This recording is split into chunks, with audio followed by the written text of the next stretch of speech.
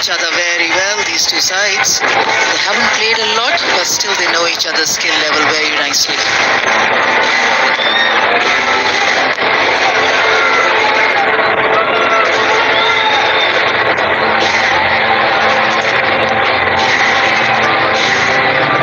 Ready we are then at Edgbaston. A fixture of high profile, now for performance to match expectation.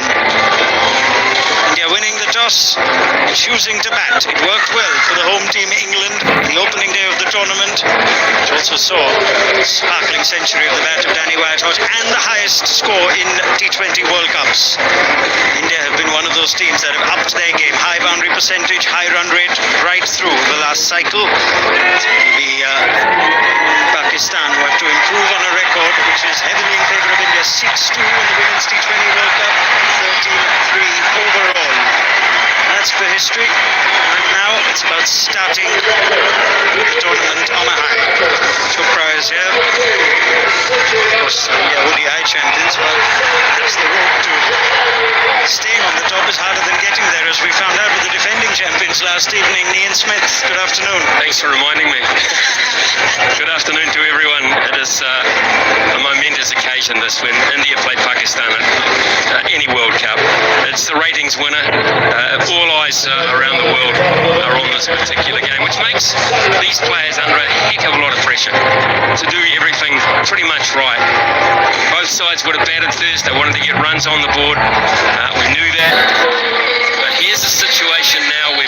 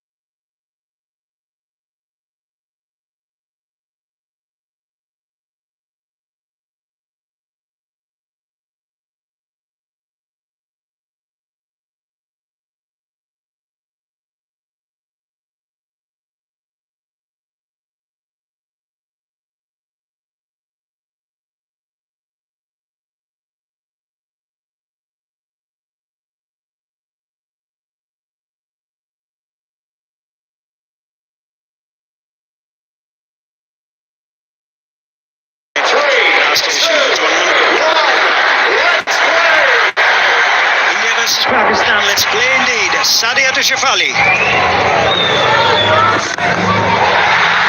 have liftoff. 6 first ball. Somewhere to kickstart India's ICC Women's T20 World Cup 2026. you see that? We just talked about pressure, we just talked about nerves, and we just talked about one of the great shots, and we see a very first ball of the game. Inside out, over the top of cover, or wide mid-off. Brilliant start. What worked in Shefali's favour was the ball was pitched up. It was right there in the slot for her. This movement, very comfortable. The bat coming down, even more comfortable for Shefali Verma. Power in that shot, clearly taking it over the boundary.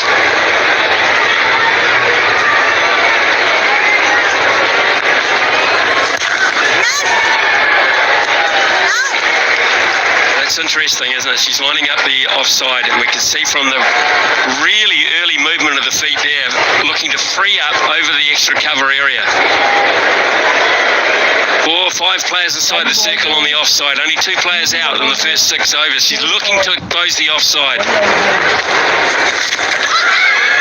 That's why the quick change. We saw the previous one also slightly slower through the air.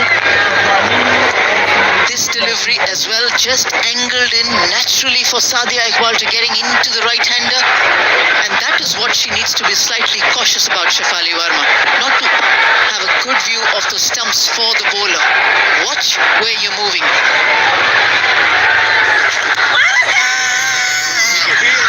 Finger goes up. Sadia Iqbal strikes back.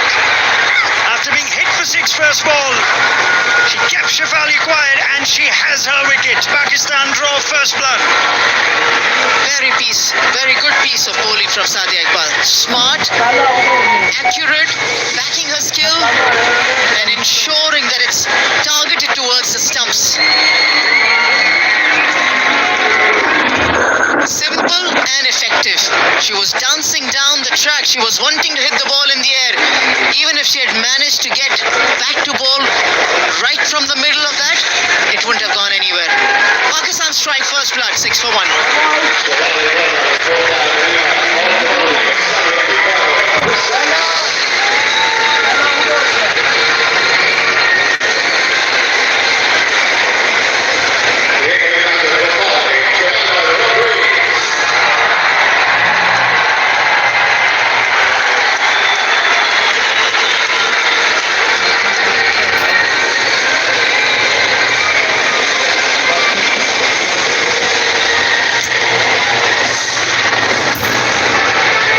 Landed in the first over that brings Jemima Rodriguez in at number 3.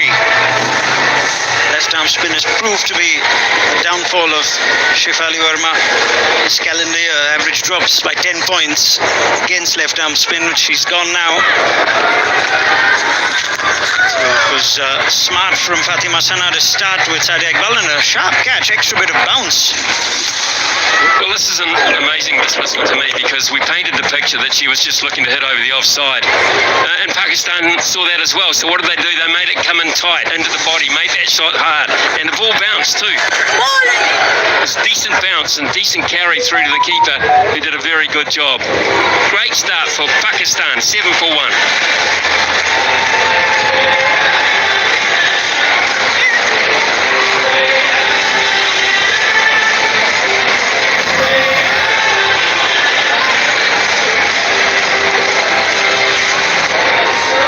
Fulmali has done enough to get the opening game of the tournament and perhaps get backed in this tournament.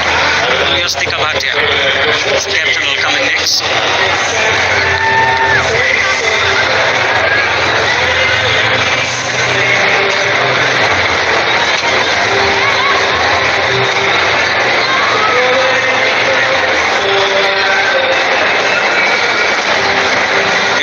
Fatima Sana, captain of Pakistan, unstoppable as far as her own individual form goes in the last 12 months.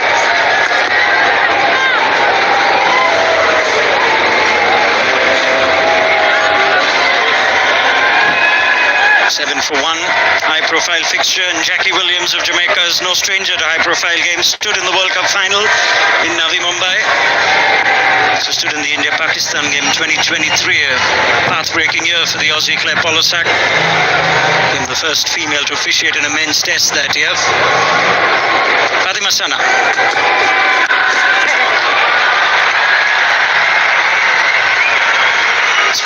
To start in a very similar fashion that the world has seen her around, getting the ball down to the square leg region, but not with that extra bit of bounce that she would expect from the surface, or she would want from the surface. There's already a fielder stationed there for that shot. She'll be well aware of the fact that each time that they want to have a strong start, they're pegged back with an early wicket. Well, she's really going for it here because got a slip in play, and there wasn't a lot of pace in that first delivery, but has decided to put a slip in place. I don't mind that tactic early on. If there's a little bit of movement, a little bit of bounce, you pick up another wicket. The right-hander on strike, right-hand, left-hand combination, a very long batting lineup. But if you can continue to make inroads, it really does help, and it makes your job as a bowler easier, and certainly as a captain.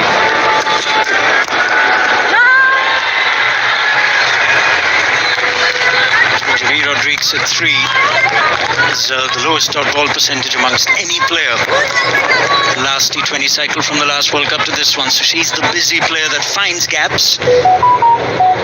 The only extra bit to add in that line from you, Ronak, is the fact that she's batted at number 4 or number 5 most times. That's why the low dot ball percentage for Jemima. We're going to see a lot of this throughout this World Cup.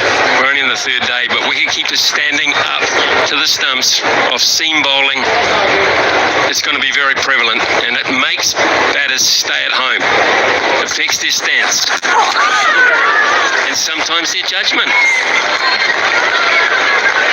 What you will see from Jemmy is a response, more than capable of walking across and playing the lap, paddle.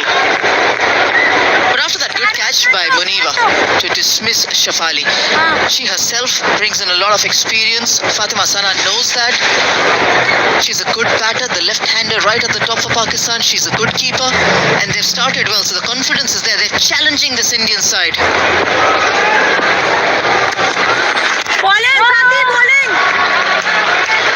Liking the fielding on inside the circle as well, and that's so important for Pakistan to maintain a high standard of activity in the field. And they're all, if you look at them just as the bowler is running into bowl, they're all charging forward, and it's a heavily packed cordon on the offside, and they're all looking for work. They're wanting the ball to come to them. Really good signs from Pakistan early here. The square leg has got adjusted a lot squarer. It was a lot finer earlier. Good ball, Fatih! Takes off. Direct hit might have been interesting. Smriti Mandhana did not respond instantly. Jemmy did take off in the end. She makes her ground. The very first ball went to the same fielder. That was a lot quicker. This one was slightly slower. But Jemmy, realizing that she will need to do the hard yards in, Smriti just goes around Fatima Sana. On either end, had the throw been accurate, could have been dangerous. Could have been dangerous. Wasn't for Jemima in the end. It's a result of pressure that Fatima Sana's built. Single and 3 dot balls. And it was well judged.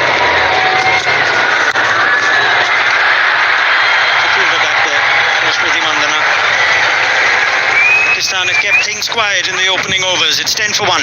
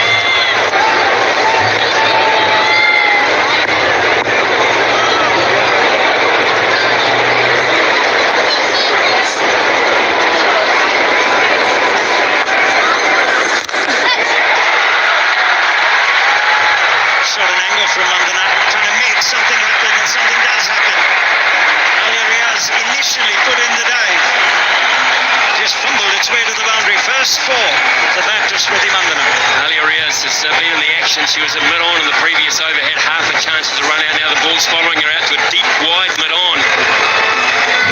This is a really well-calculated shot. She did brilliantly to get that close, and the momentum of the ball spinning into the boundary.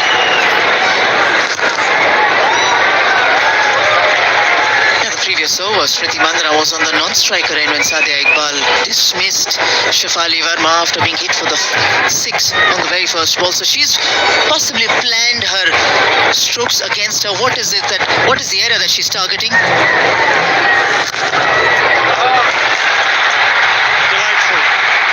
It is textbook Smriti Mandhana. Ball grace for more.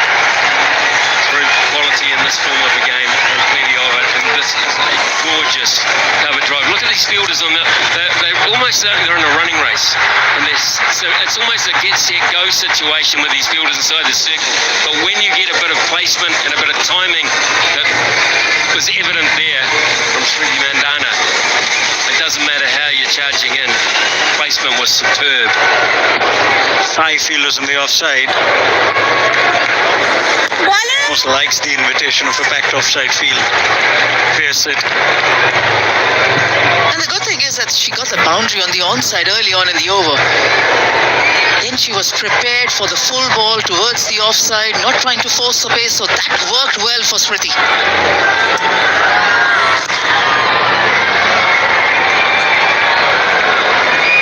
The boundaries of that over. 18 for 1 India after 3.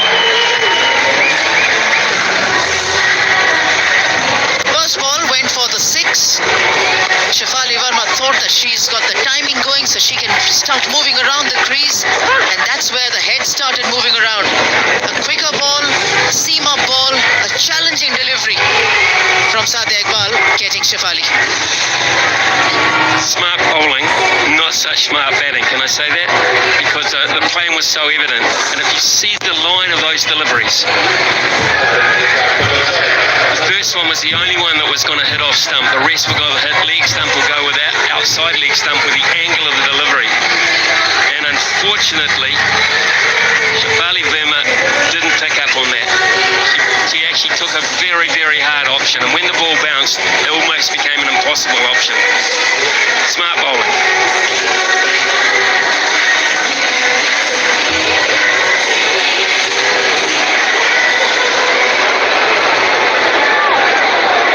Tasmia Rubab.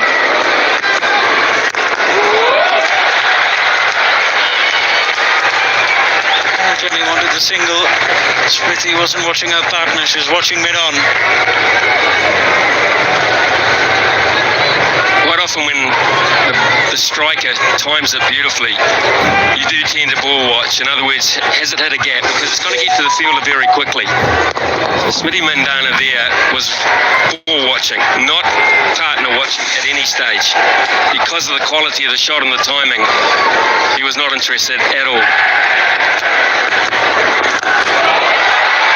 This hit. Pakistan, here's your chance to get Jemima Rodriguez. And she takes it on the second attempt. Made hard work of it did Natalia Perez. She enjoyed the fact that she completed the catch. India are in a little bit of trouble. Pressure telling on this Indian batting order. They want to make an event out of each and every ball that has been offered to them from this Pakistan lineup. We saw that earlier from Shefali, now it's Jemima. How crucial was that single being denied of the very first good strike that Jemima hit? Forcing the pace, not helping herself. Natalia holding on to that catch, holding on to the hopes of Pakistan of dismissing Jemima. The reaction says it all. India 18 for 2.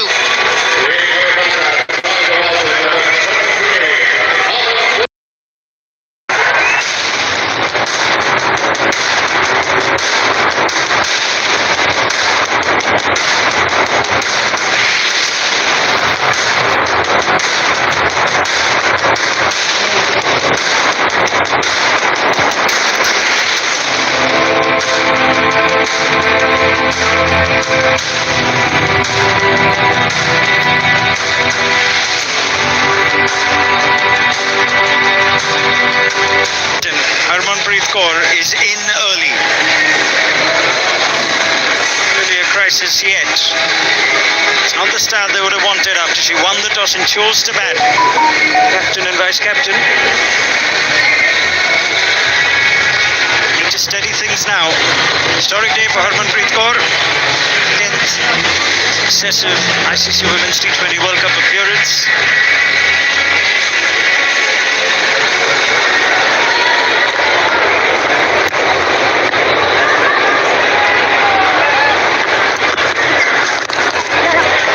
Off the mark. Inspirational bowling change as well with the left arm seamer on her World Cup debut. Well, the first 2 wickets to fall have been to injudicious shots, and this is a tough one as well. Looking to hit wide over mid-wicket. Pakistan held their breath twice there as finally Natalia Pervez was able to hold on to it. Good calm actually. A lot of players would lose their cool there. Having juggled it, they might panic a wee bit, but she showed some really good composure to hold on to it second time round. Talk about making a debut at the World Cup. She's playing ahead of Dinah Baig, who's got immense experience behind her, and especially of high-octane contests. Point difference left arm seamer Freya Kemp ended up with 4 wickets in the opening game here. I don't think Rodriguez or Verma, they may be sitting together talking about their shots, but I don't think either of them will be proud of what they've done, because they're better players than that. And whether it's the occasion or whether it's they're hell-bent on dominating Pakistan early, I'm not sure. But they were false shots and they both paid for them first time round.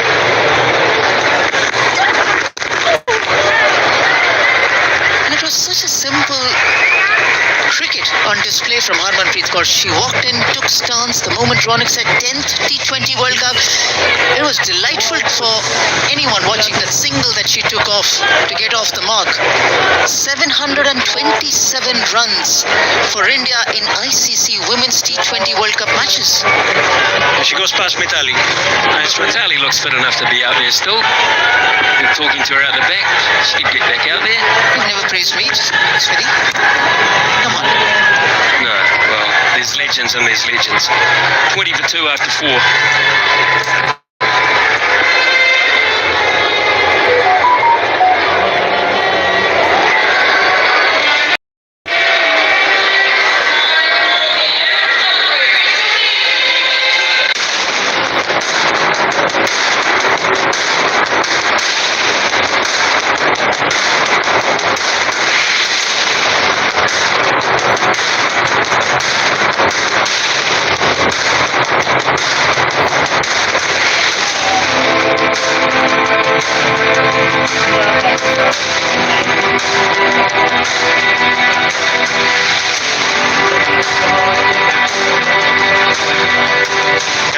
When they lose early wickets in the power play.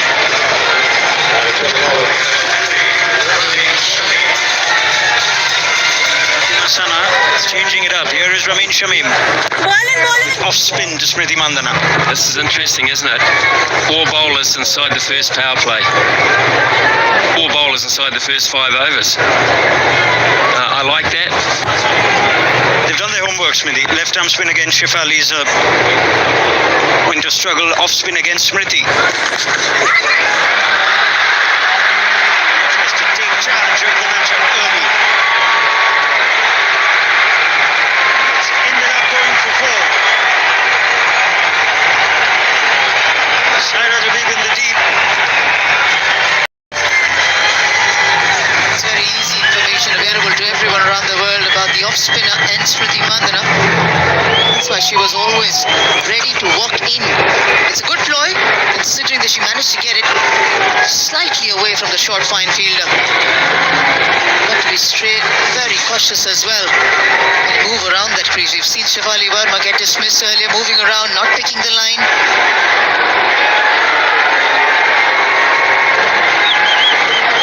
There's a slight stoppage in play.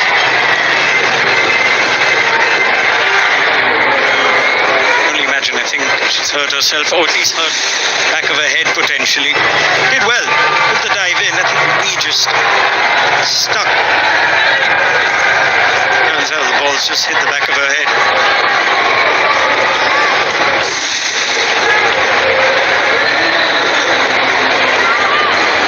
Then it's the 2 shots that India have tried to force, which have led to the wickets, have also been a result of Pakistan just being tight with the ball.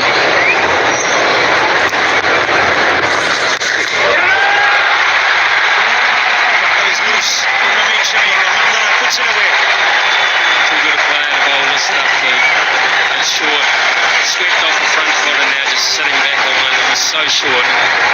It's so much time just to find where she wanted to hit it. And being the player that she is, the quality player that she is, she's never going to miss out on that. So bowling changes are cool and they make you think, but they've got to be accurate ones.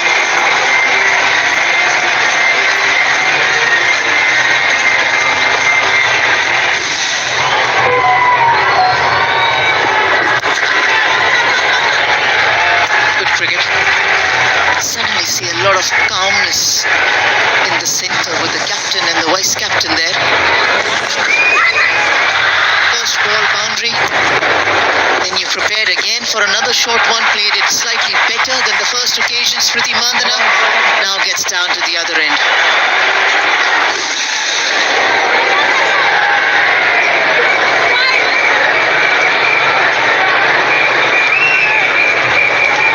She's gone past Mithali Raj, leading run scorer for an T20 World Cup. She also goes past her in one more record. Now the oldest player to represent India in ICC Women's T20 World Cup. Mithali won't mind being second on either of those, I think. Thanks, Ranaka, for making a comeback for me against Ian Smith. He's already made me a legend of legends.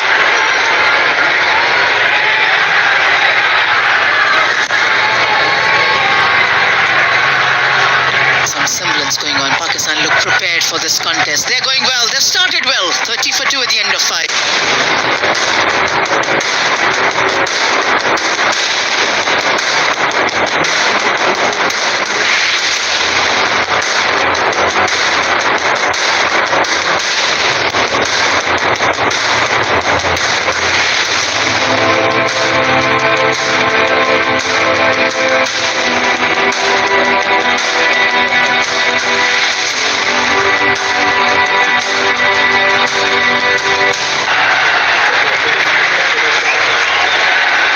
We're always expecting a big crowd.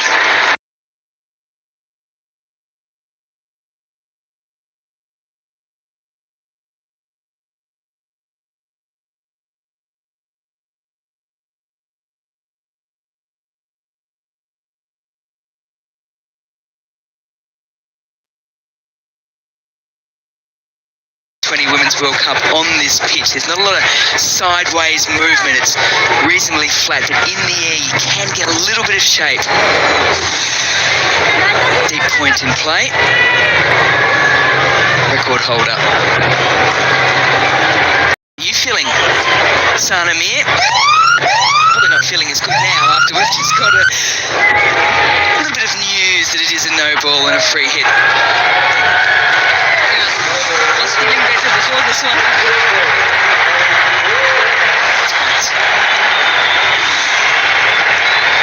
What does she go to?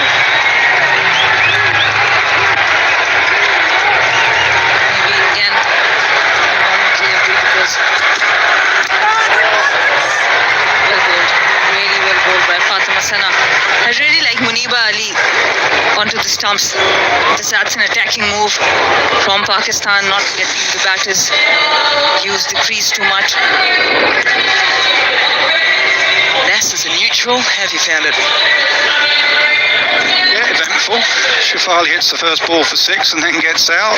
Smriti Mandana, as she does in big games, will turn up when there's a big crowd. Pakistan have been good and they need to continue to be good. I say good because I've been up in the press box up above watching down, and the right hand left hand combination has thrown them, especially here with Fatima Sana bowling. She's been waving her arms around at various people. Well, this was a moment earlier today. Two of the out-and-out legends of the game from Pakistan and India sharing a moment, walking the ICC Women's T20 World Cup trophy out to the middle. One of this magnificent crowd as well. I'm going to ask you about it in a minute. You did the bulk of the lifting there. I think quite balanced. Perfect response.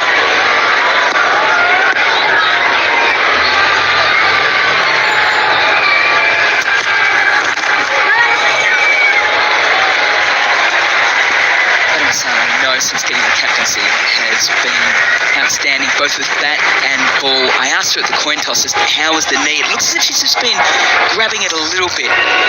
Is that a worry for Pakistan throughout this World Cup? Even though it's English summer, but for Pakistan people, it's still a bit cold. So when you are hit, it stays hit.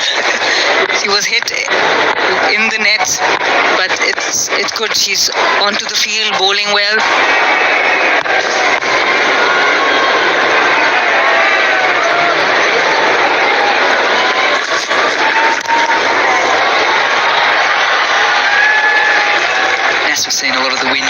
most of them, bar the Scotland chasing the other day, was teams setting, put runs on the board. It's going to seem as if today as well, with the earlier match, that's going to be the state of play here on these wickets. Yeah, I think this pitch will hold together pretty well. It's a hybrid pitch, 7 they have here now, and also the ball stays hard as well throughout the innings because there's quite a grass on it. Sometimes in some parts of the world, sometimes in England, when you play 3 games on the same surface, it gets tired.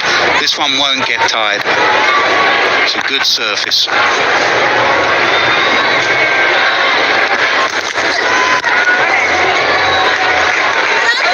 If people haven't heard about hybrid pitches as well, it's basically a natural turf pitch reinforced with some synthetic fibres, which is about 5% artificial to 95% real grass. So, all the fibres are stitched deep into the soil and blended into the turf. And what it does is just allows all the grass to grow around them and holds that pitch together.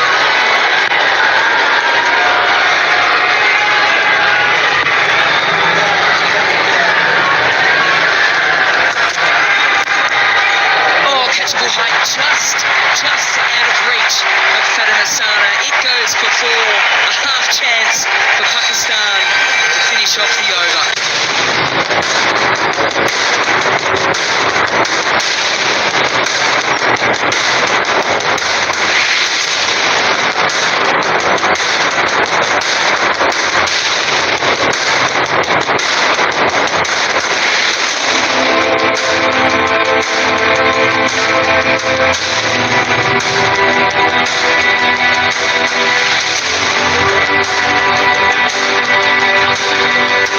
Moment on the field, just regrouping.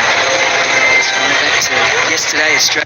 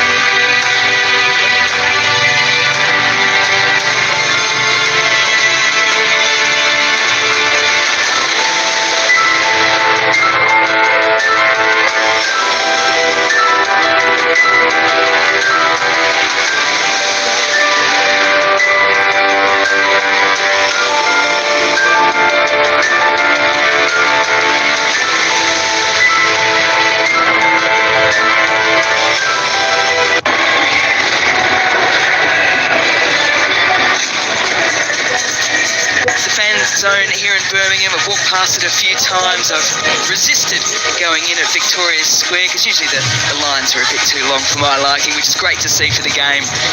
Lots of young boys and girls, a lot of adults as well, getting in at the fan zone, and I think they've all come along today as well, which is absolutely fantastic to see. We had the Commonwealth Games here a few years back, brilliant crowds here at Birmingham for that. Now a chance for Indian and Pakistani fans to come along and cheer on their team.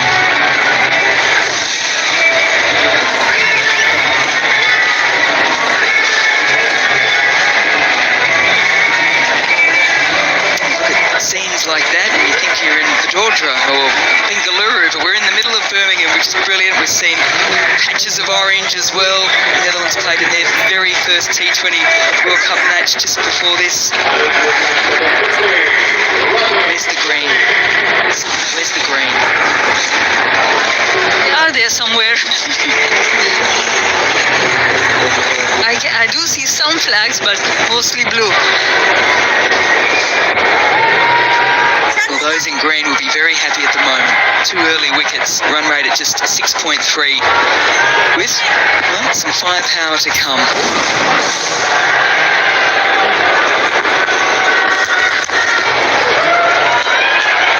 pace off the pitch, and it's just holding, isn't it? How do you as a spin bowler, try and affect a wicket out on this kind of pitch? I think what's very important is to use the bounce as compared to the pitches we play on. Generally in subcontinent we are looking for spin, but on a pitch like this you definitely use the bounce and the change of pace. It skids on, so the length becomes very important.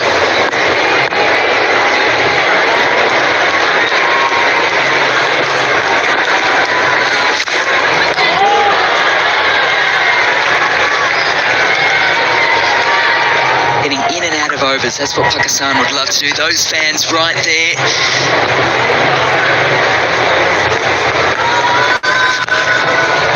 Keep taking wickets. You mentioned yesterday in Australia losing too early, but the difference, obviously, Australia have the longest batting lineup in the world at the moment. I mean, Sophie Molyneux came in at 11. She didn't come in at 11. She was due to come in at 11. And this is a slightly longer tail for India. Everyone has a slightly longer tail than Australia. So the only way to stop the run rate is to keep taking wickets and get down to the bowlers. India definitely more intent. You look at Jamima Rodriguez, the way she played when she first came in. Shafali, first ball 6. Definitely they've had a meeting saying, right, we are going to go at this hard. We are going to go at it 20 overs. We're not going to have a batter try and bat through. It's been a good start from Pakistan so far with those 2 early wickets.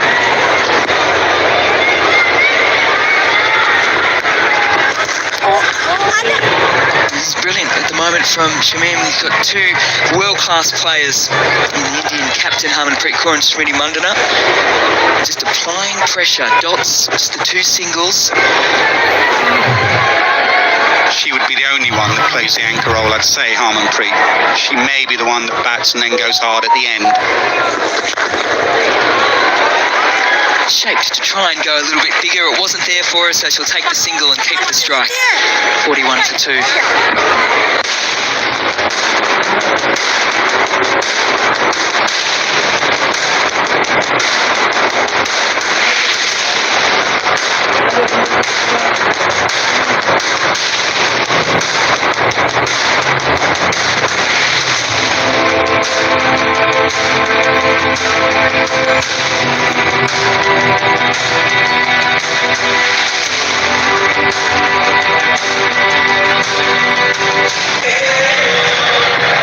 That is no disrespect to Pakistan. You just have to look at recent results and the way they've gone against the major nations, batting and chasing down big scores against sides above them. It's been an area of concern. But if you are going to win those bigger games, you need above par scores.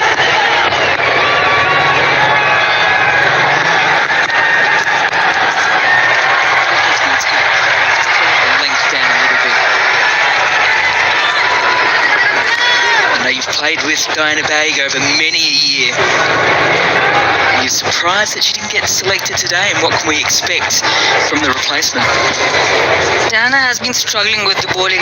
Yes, she's an exceptional fielder and you will always want her to be in the 11, but she has been off with the bowling a little bit. Tasmia, on the other hand, she has impressed in the warm-up games, and it's a brilliant story of how Tasmia also came into cricket.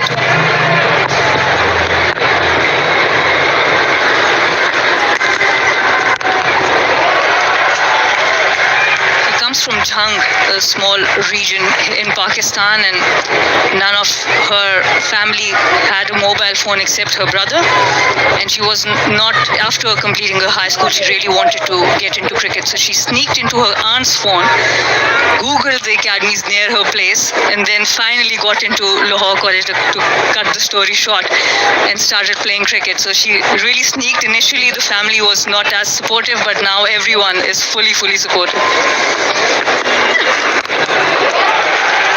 bet they're all tuning in right now, and they're probably sitting there with a huge smile on their face saying, yeah, well, that was us to start with, but we're so super proud of Tasmia now bowling for Pakistan in the T20 World Cup. Not just bowling, getting wickets as well. I didn't know who to watch. There, all the celebration from the bowler. I was watching the celebration from the bowler. She did a lap of honour. was a Shahid Afridi right at the end as well. I might be wrong, but I think I saw one right at the end.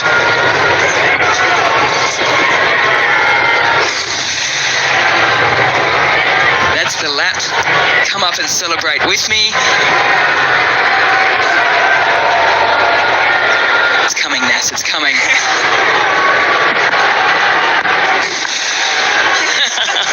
Nearly. Well, she followed Smriti Mandana, and that cramped her a little bit. Great ground. Got into a wonderful position, and it's gone through the hands. It's chance. It's gone begging from Alia Riaz. That is a massive moment in this game. That really should be taken. Not easy running over your shoulder, but she made the ground. Well bowled again. Under pressure a little bit after just 3 runs in the over. Toe end of the bat. She got there, but she didn't lay a hand on it. A massive, massive moment in this game. It's Smriti Mandana.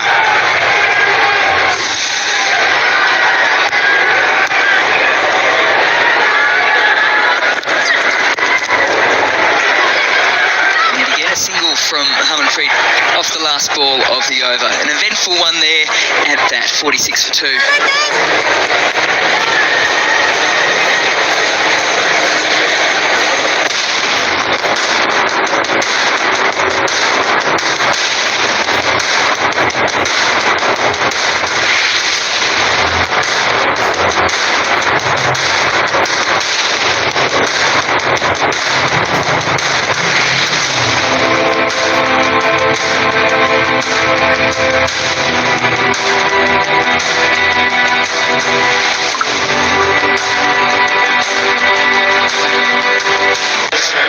Top order bats, an opportunity, make you pay. Think of Campbell last night, went on to lead the West Indies over to a magnificent win against New Zealand.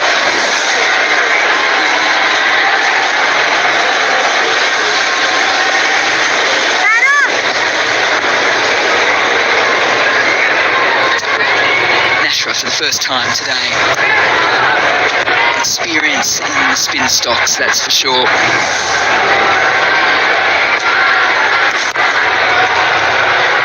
Something I'm liking about this World Cup so far is the size of the grounds. You mentioned it yesterday, Old Trafford, Mel.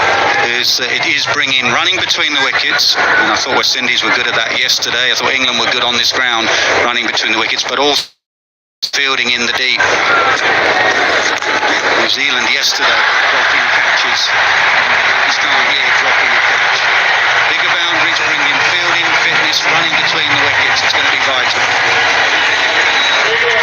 That's 50 up for India, and also it brings spinners into the game as well. And for spinners, Nashra's 4-over will be crucial. There, Harmanpreet Kaur, the captain, uses the feet really well. Nashra generally has a really good record against India, so her 4-over spell will be very crucial in the middle now.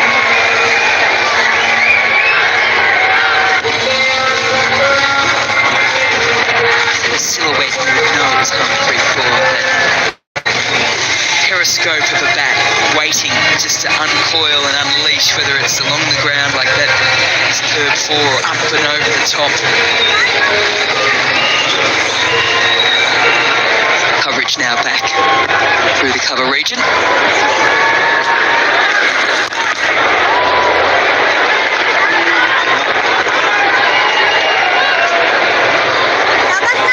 Off the front foot so far, Harmanpreet Kaur now looking to try and bring another element here on this wicket.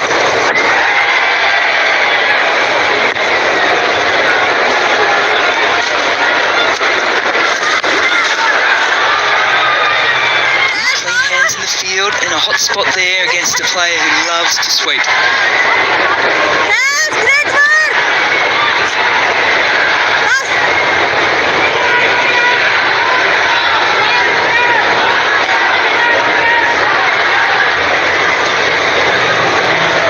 Sweepers there and no one behind square, so that is where Harmanpreet was trying to go. Sweep shot.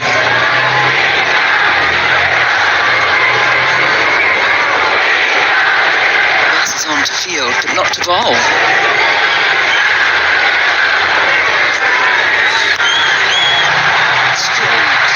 a traditional sweep for 4. That's how hard she is to bowl at, because she opens up the offside beautifully, and we've seen one. She's just opened the face of the bat. As Mel Jones said, she is one of the best sweepers. Those long levers of hers, she really reaches out for the ball, gets low, smashes it either aerially or on the ground. This time in the air. Combination of over 8,000 T20 international runs here from the Indian pairing.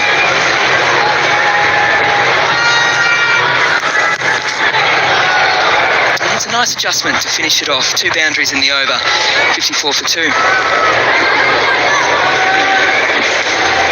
From all the spinners, Nashra gives more flight and gives more time as well, and that is what Harmanpreet has played really well in this over. Uses her feet so well. Any other batter with less feet movement will have problems facing Nashra, but Harman has played really well here.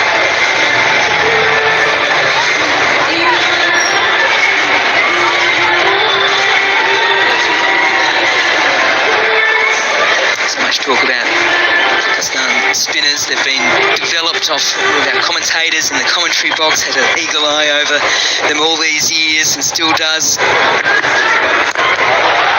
we go.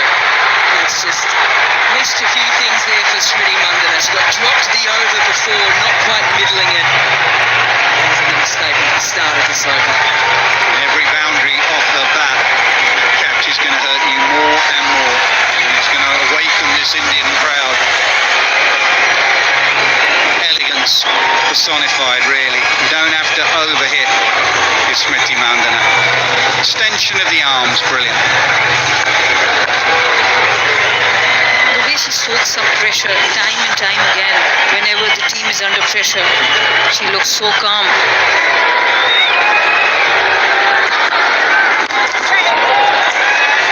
Yes, on and off the field, soak up pressure, because she has become poster girl of most things Indian cricket, especially women's cricket, all over the adverts, everything. Has to handle that, and she handles it pretty well. For this match, double-header day here at Edgbaston, and it was Bangladesh up against the debutantes in the Netherlands. It was a real buzz here at the ground. It was a buzz, 50 off 33 balls for Dose as well.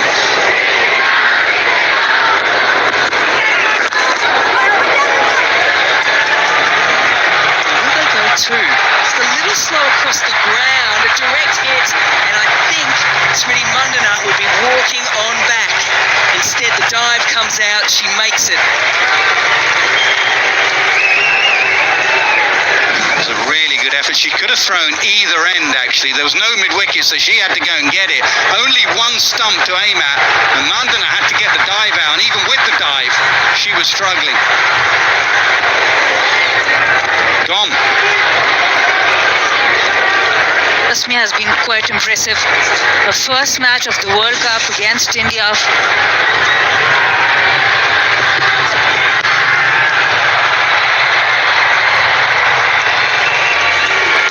In a house full, and she has been bowling quite well. Good over in the power play, chance for Smriti, and then showing cricket awareness as well.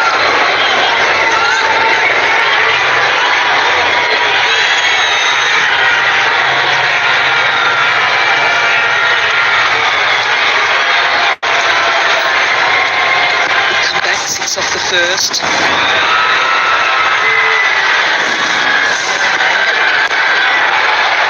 Gives herself some more space. It'll just be the single down the ground. And as to your point about the bigger grounds too, all these different elements now come into play, and one of them for me is the running between wickets. Harmanpreet sets off pretty quick as in and out. Now Smriti up the other end, her left foot has basically almost gone past the crease line. Now if she had extended hands and set herself out a little bit earlier, the run out would have been taken out of the equation.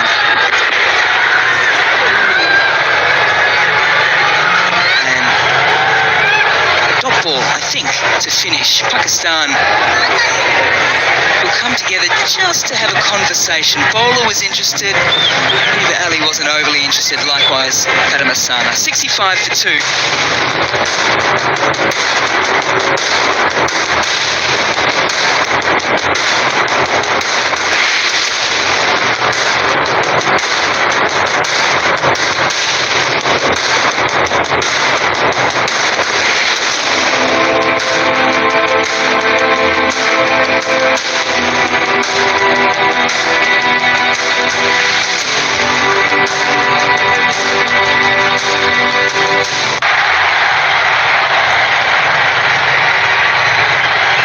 We're at the halfway point here at Edgbaston, and it's 65 for 2. And you look at those last 2 to 3 overs, just starting to build now. Confidence within this partnership, so much experience.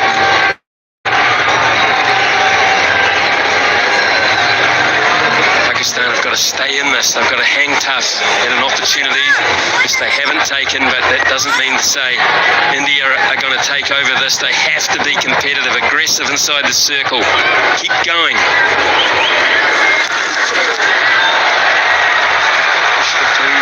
There should be 2 on the throw, but they won't take the second. Mitali Raj is alongside me.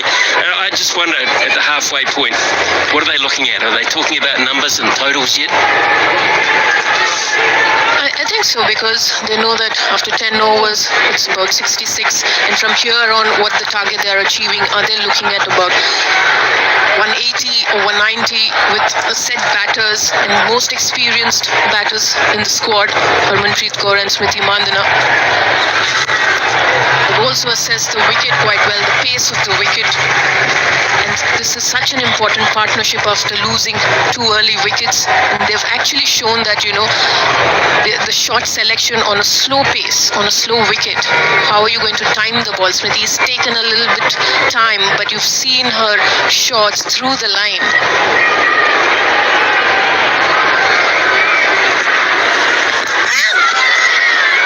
Cross outside off stump there, take LBW out of play, and still looking to hit through the onside.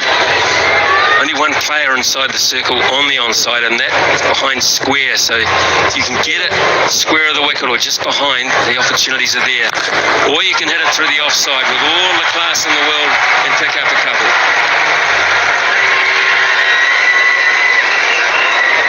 Harmanpreet is on the ground. You can expect those 1s and 2s coming very regularly.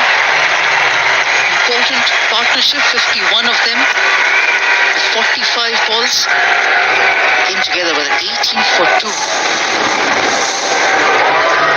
An important time an important phase in the game as well, because you'll be up against Nashra Sandhu. There'll be more spin options coming through. Tasmia has bowled a lovely spell so far. She's still got 1 over left. Glorious. That is a quality cricket shot in any textbook.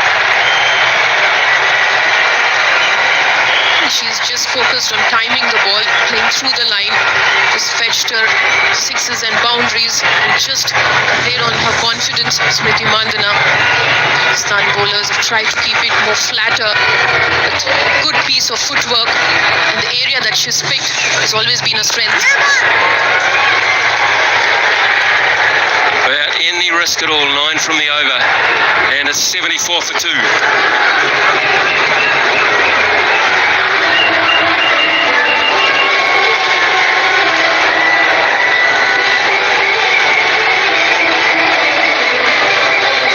27 runs off the last 3 overs, so India have decided we've got wickets in the bank. It's time to really push now. It's up to Pakistan to try and counter that.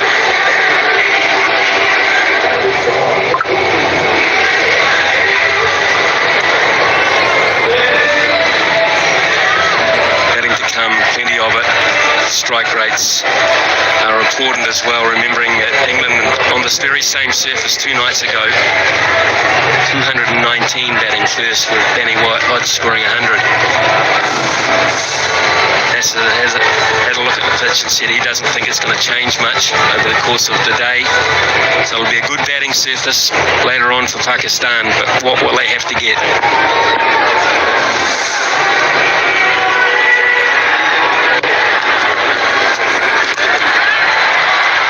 Perfectly timed, but is quick. It's a beautiful day here in Birmingham. On the throw, they should look for the third. They don't. At this point of time, the run rate is just closing in on 7th. They haven't reached 7. So the boundary count has to obviously go up. No brainer in that. 8 4s, 2 6s so far. Both these batters can clear the fence with ease. And more importantly, there's a Richa Ghosh and Bharti Fulmali waiting in the ranks. On the charge and over the top of extra cover again. That'll race away to the boundary. And Smriti Mandhana has yet another 50. She will definitely be proud of this innings. Captain Harmanpreet Kaur as well. It's come at a time it is most required from her bat.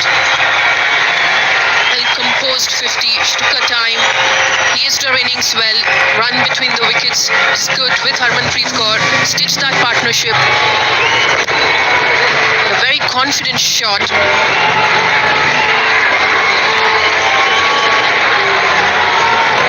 Pakistan come together and have a little chat about things. They can just sense this is getting away on them. 34th, 50 and T20s to go with a century. Just the second one against Pakistan. Both have been in Birmingham. Danger time for Pakistan here. Got to break through. They've got to get a wicket. Not going to get it here either because that is superbly placed. Not overhit at all. This is becoming a very classy knock. This is toying with the field set, the Pakistan side. And that's what it is when you spend more time in the middle. You know the angles on the ground. You know what the plans that the bowlers are at. Smriti Mandhana, thinking cricketer in all that shots that she has. She's using that to her best of ability and she's playing with so much confidence in every shot.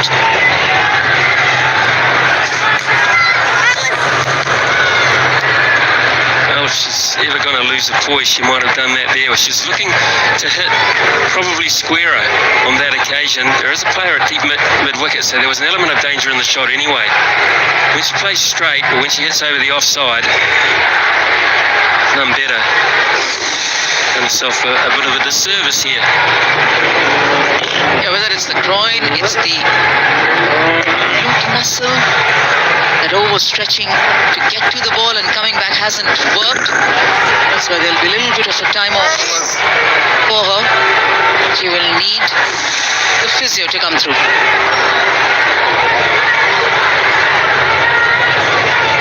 This was a half stumping chance. The problem was that it bounced. It bounced, and she was aware if she was out of the crease and get the heel back in, but it just bounced a wee bit. And there is good bounce on this pitch. It's a good surface. It's going to stay that way.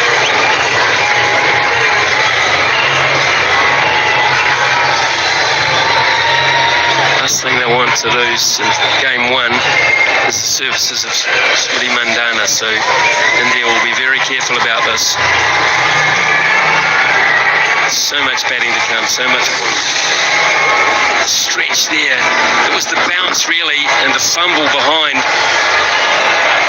It's a half chance, you'd say, at the very best, a half chance. Bounce we've seen of this pitch from the spinners has been really good.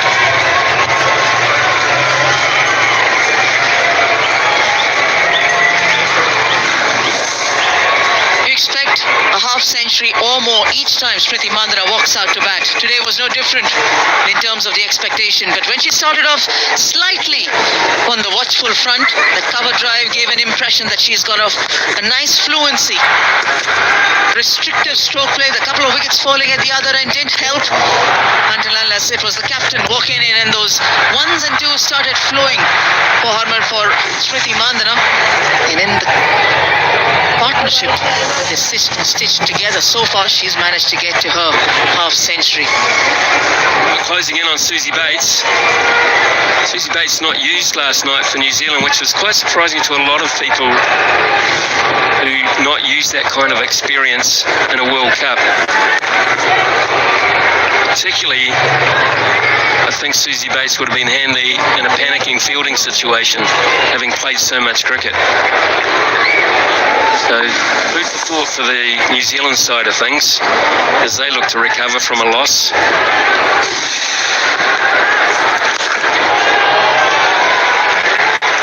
Be interesting also to see the mobility too of Smriti Mandana in terms of the running between the wickets. 11 from that over without any trouble.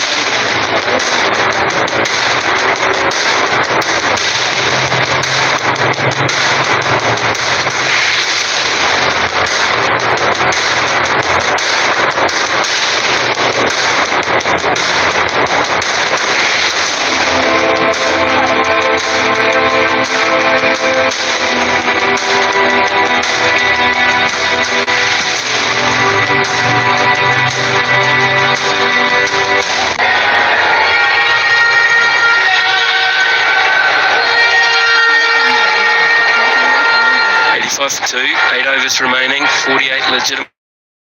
So now India, still 8 wickets in the bank. Talk about 180, 190. They'll have to go a bit. It's 11 runs and over.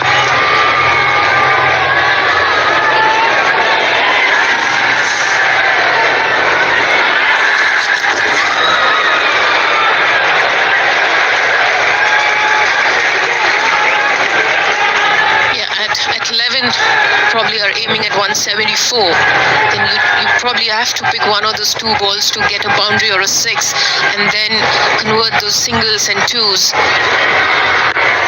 Try to play till perhaps 16, 17 overs.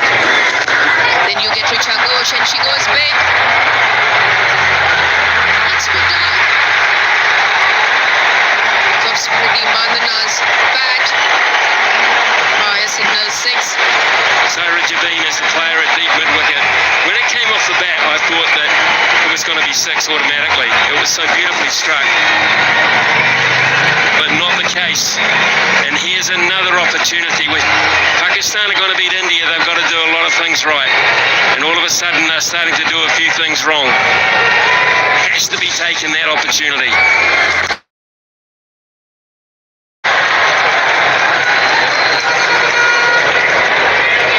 She is calculating to go big. She does understand that if they have to increase their run rate, they have a set target in mind. I'm sure they would have spoken, both the batters in the middle, having the captain presence. These catches need to be taken if Pakistan really need breakthrough here. This partnership inching towards 75 already.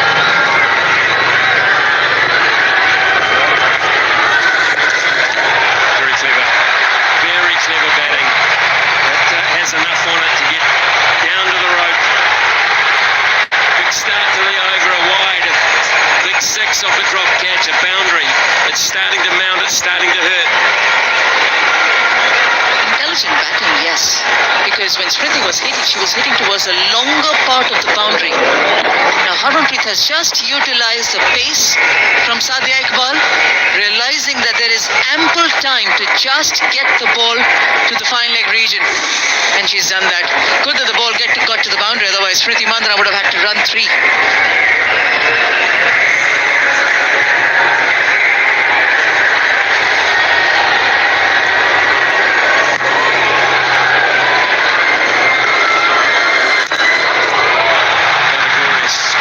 This time, Harmanpreet Kaur has decided you can do it, so can I. This is textbook stuff, and there are some furrowed brows for Pakistan all of a sudden as the 100 comes up in the 13. Previous boundary has forced the bowler to bowl on the off stump and fuller. Harmanpreet Kaur is ready for the shot. She's played this many a times. Now, Matali, I've got to ask you the question about the batting order now.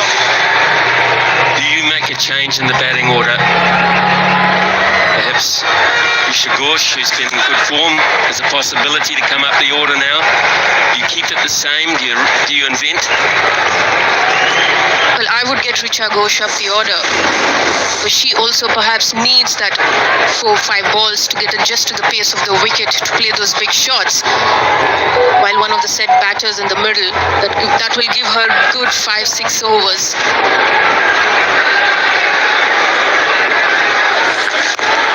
Well, that's of course if she's needed at all, because at the moment this partnership is doing it with ease.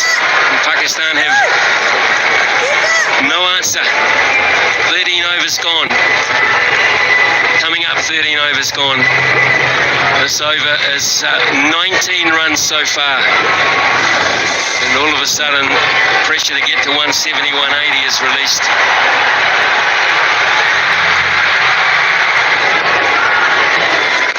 Mandana 64 is the second highest score. 2 opportunities to catch here on and get rid of her. See the back of her. They haven't used that.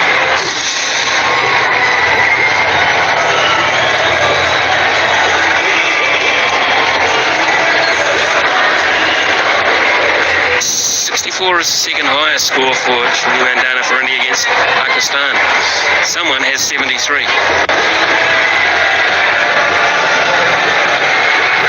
Remember that. I would like Smriti Mandana to get closer to the 3-digit mark. So far she's played beautifully, all her shots, elegant, full of timing. We only want to build on the start that she's got in this game.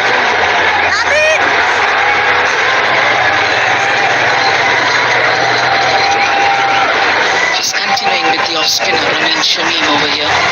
So he wants to throw the dice, throw the bait again towards the right-hander, Harmanpreet Kaur. May have been an edge there. May have been an opportunity. The tough one. They either stick or they don't, but was there a touch involved here? Inside edge onto pad. Looped up perilously close to the keeper.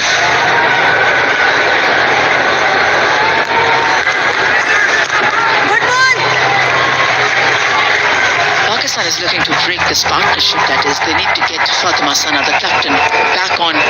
She's got 2 overs left, none for 11. She can use the change of pace, use it to her advantage, break this partnership and then wait for India.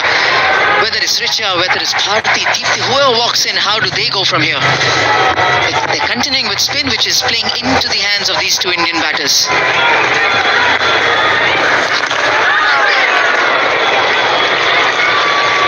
This come off the pad or off something into the helmet of Shmiti Mandana, so we have a compulsory concussion check for that. Umpire very quick to signal that. Let's talk about Harmanpreet and her ability to play the slog sweep, or the sweep in particular, as being one of her strengths. 435 runs, Harmanpreet, an average of 34 with a strike rate of 168. This is in T20s. 80 runs more than the next highest with that shot, who's now Sivabrun. 80 runs more.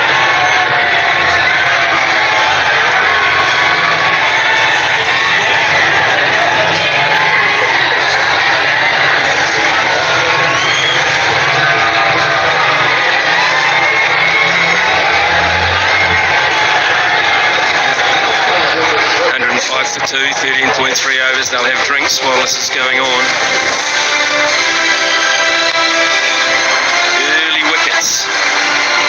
Early wickets were the key for Pakistan to get them into the game early. They wanted to bat first, they had to bowl. At that point, they were pretty happy. 2 for 18. Take that any day of the week. This partnership is taking it all away from them. 87 from 63 deliveries and still plenty of time left.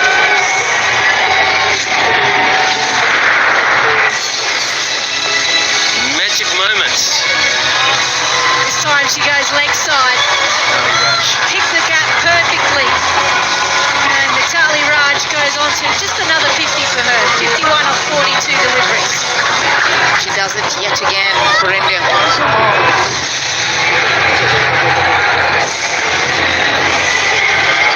33-7 Pakistan, 137-3 and 56 from 47 deliveries.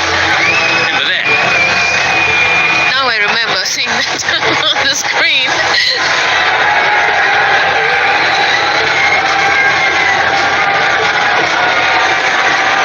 Never short of a praise, no, Smithy. In a good way, which is nice. Well, it is nice. I referred to you as a legend before. I know, but talking about runs and talking about achievements, I'm sure you've had so many moments in the past as well. Did you like that catch that was taken earlier by That was Madiba? before, when I played, television didn't have tapes, so they didn't record anything back in those days. So you never see any highlights of that era. In fact, I don't even think they've got scorecards anymore, they rip them up. We remember you. We remember what you did.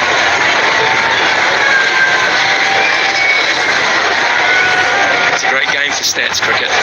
That is one of its greatest aspects, and there are those people that study it night and day and make a living out of it.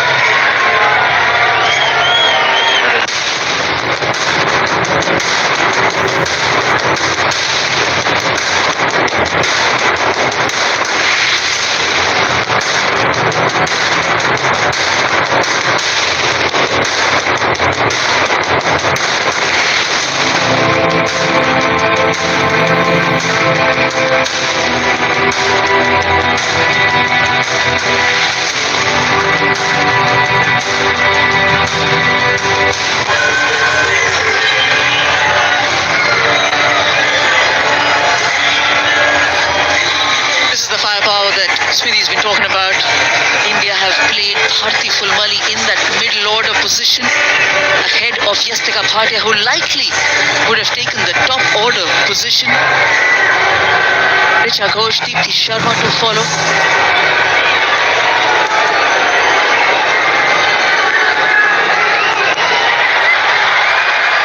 That's gorgeous. Again, it is just so clever. It's a real skill. Pakistan and the keeper is adamant that they should be doing better. Munibur Ali, but in all honesty, they're up against some real class here. I think she's ready for that a little time that she could get. The ball is given a little more air. That Smriti Mandhana is so quick to use her footwork. And she exactly knows the area that she wants to pick to play that shot.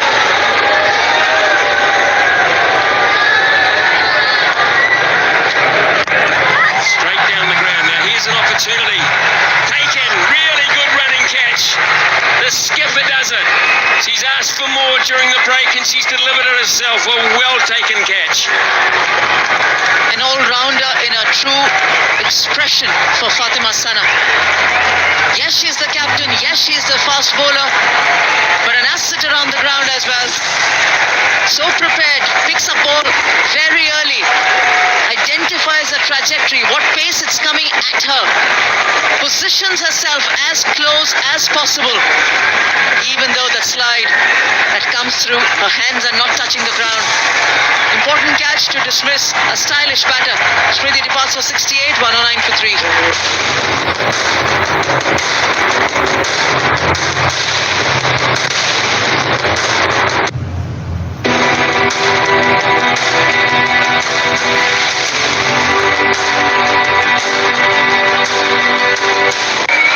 Bharti Fulmali, so no Risha at the moment. And at 5, they're keeping the batting order as they were. And for the first time, it'll be two right-handers, not a left-hand, right-hand combination. Might help Pakistan a wee bit. They so needed that breakthrough. 110 for 3.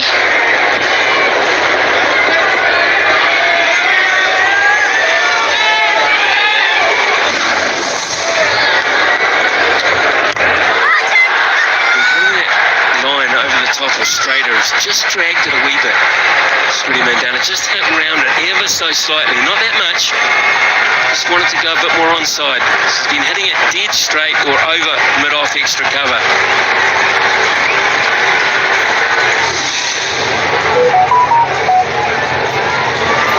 a chance for Pakistan to reinvent some pressure here. And they do that by taking the game to badi. Put pressure on badi. Take Harmanpreet away from the strike as much as they can. Fielders inside the circle. Crucial here. No easy singles.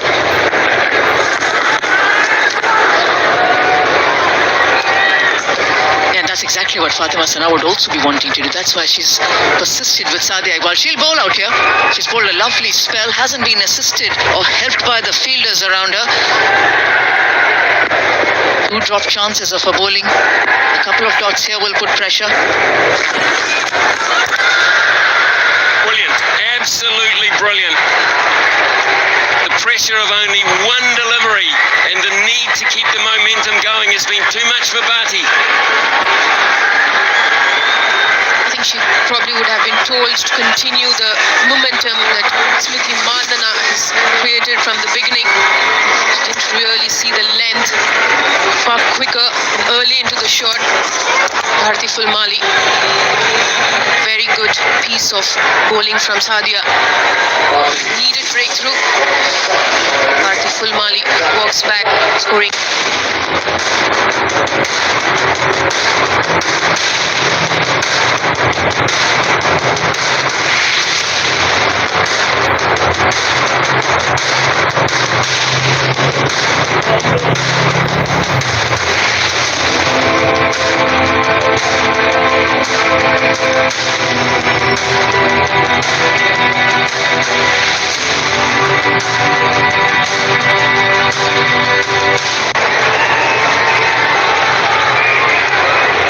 Risha Ghosh is in at number 6. She does have the overs that Mitali Raj was talking about now. It is a good thing she gets underway straight away. It was a poor delivery and it cost. Don't keep stroke players waiting in the dugout for the opportune time to unleash them. Clear difference in the approach of Richa Ghosh and Bharti Fulmali. Yes, the number of matches are a big, stark difference as well. But right now it's the crunch moment. It's the World T20. And it's Pakistan up against India. You need the runs, you need the strikers out there in the center.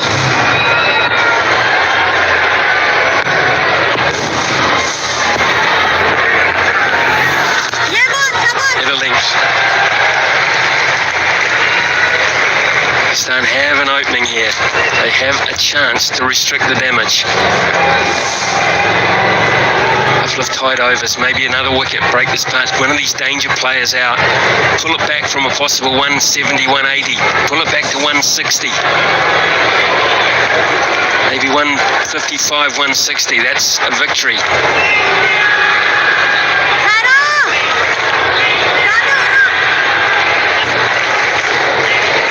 Field. She's got a deep mid-wicket. She's got a long on. All the 4 boundary riders in front. They know, they're well aware of the sweep shot prowess of Harmanpreet Kaur.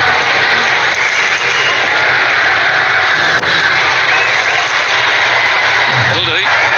Pakistan point of view.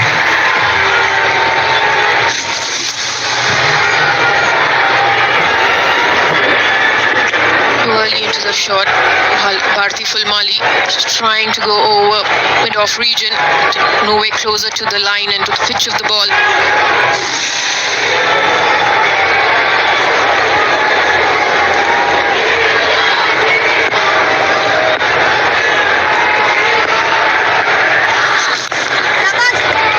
Overs gone.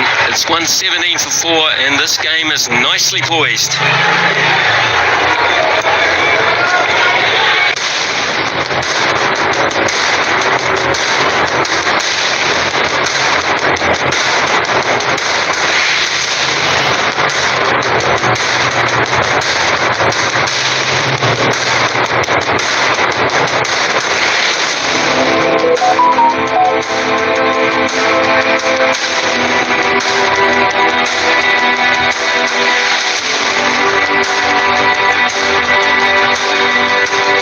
Overs for both sides.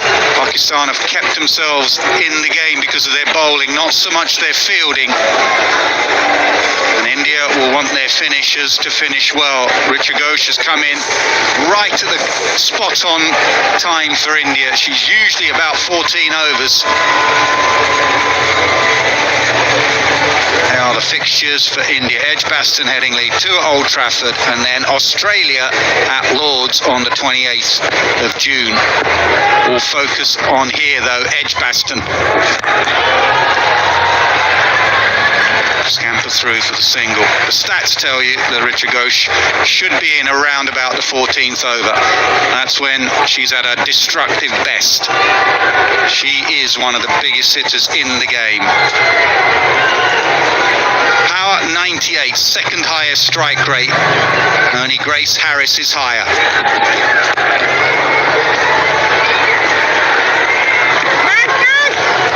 From Pakistan perspective, Fatma Sana has been pretty good with the bowling changes.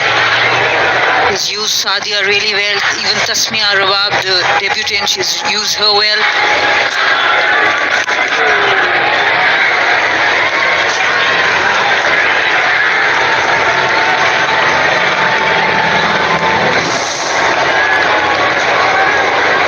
Just the 5 bowlers used, which is always a concern.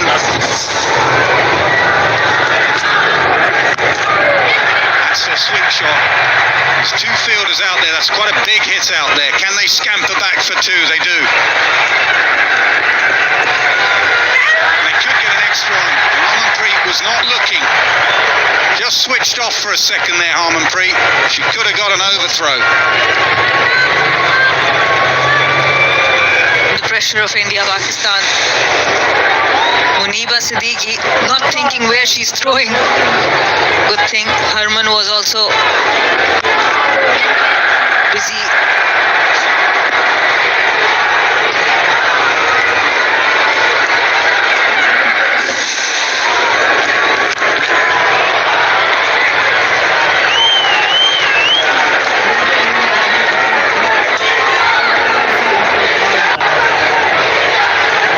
Left-arm spinners have mostly bowled with the sweeper up from the offside. Generally, Indian batters, they are really good at covers. That is something that has been the plan from Pakistan. There have been few boundaries, but not too much. Yeah, she could go over the offside now. They've covered her sweep shot. They've got long on back. She'd love to open up the offside. She continues to sweep and sweep hard. You can have as many fielders. Oh, brilliant. Outstanding. Aisha Zafar, a deep mid-wicket, made the ground and made it well. After 16, 122 for 4.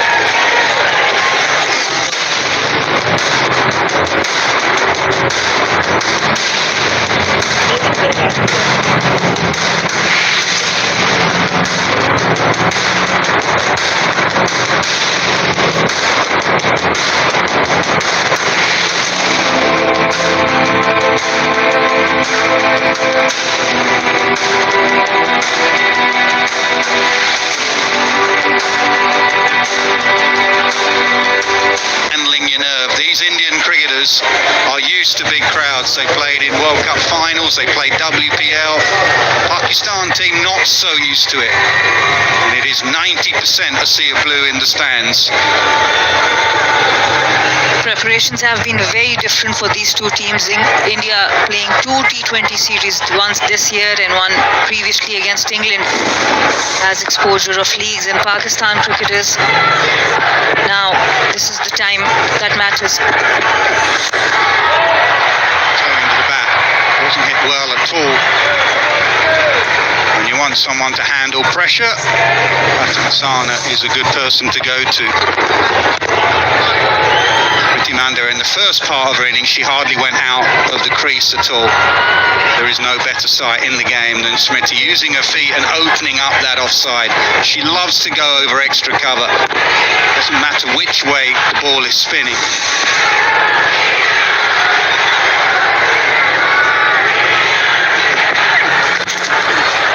Flicked, fielder out there, will it go for 6? No, it's taken. Finally they grab hold of one. Fatima Sana, captain to captain, and Sana wins. And the big wicket of the captain, Harmanpreet Kaur, trying to flick it, use the pace. It is the shorter boundary on the leg side, but it was Natalia Perwez, deep square. This time making no mistake, keeping her nerves, staying cool and getting the big wicket. They know how big this wicket is in the last 4 overs especially. Skipper's gone. Harmanpreet goes for 36. It's one.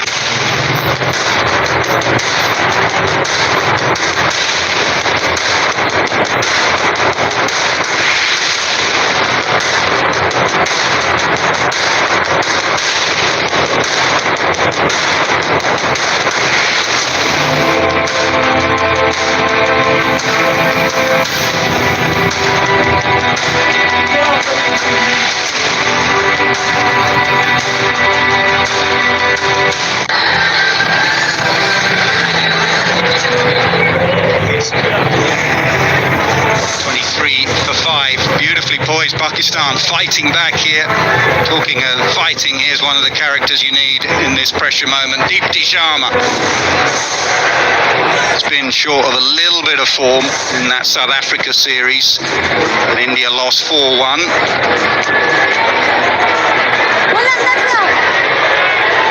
She is the perfect player for this sort of finish.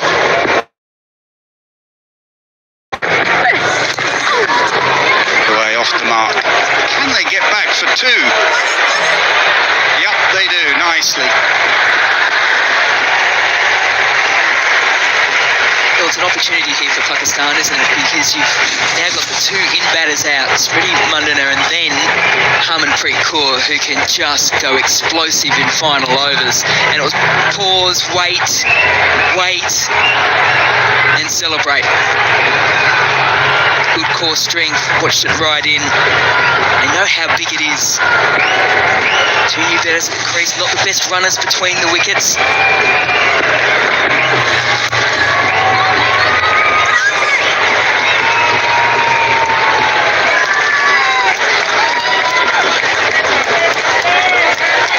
Patna's got 1 more over left after this one. She holds the cutters really well. The overall captaincy has been quite spot on. If you think about those 2 catches of Smithy initially, it would have been much better.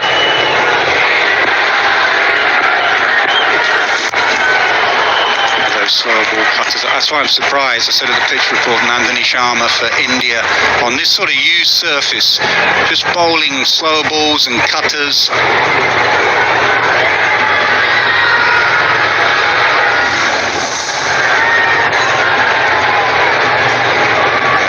On in the innings, played from the crease. The moment she got into her work, she used her feet beautifully and elegantly.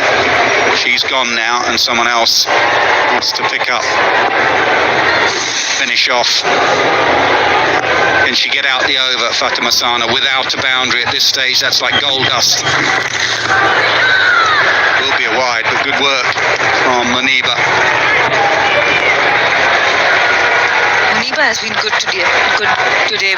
Before the World Cup started, she was struggling a bit with the which is different in these conditions. Generally in ODIs, Najia or Sidra Nawaz used to keep, so she generally only keeps in the T20s.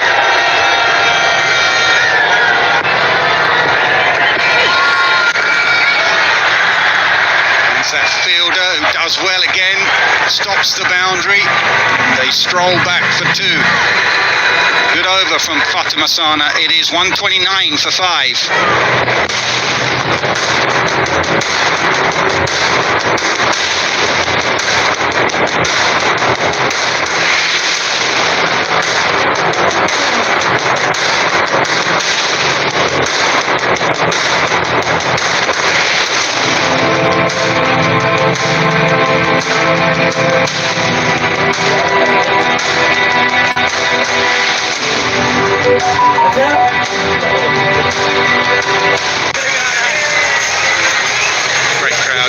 as there often is at Edgbaston, especially for India-Pakistan.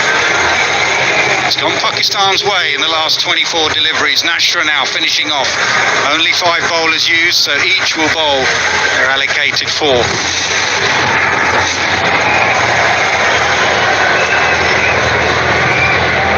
Left hand, right hand. They've had to play with that all the way through, Fatima Sana and her bowlers.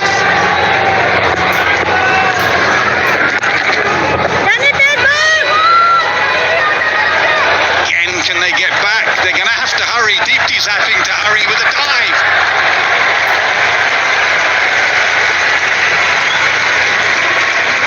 Diana Baig on the field as a sub. She has speed across ground, that's for sure. And let's just have a look here. Head down to start with. Dipti Sharma always wanted the second. Touches in, she's pushing herself off, willing herself. The dive comes out very early. It's good, quick pick up and release, but just slightly off the radar. This is the end Dipti would want to face Nashra because she's bringing the ball in and it's just 55 meters on the leg side.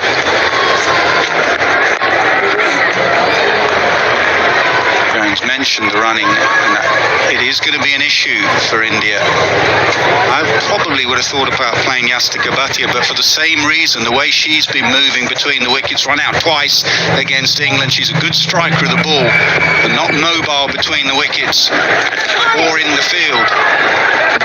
Running here is going to be vital for these two.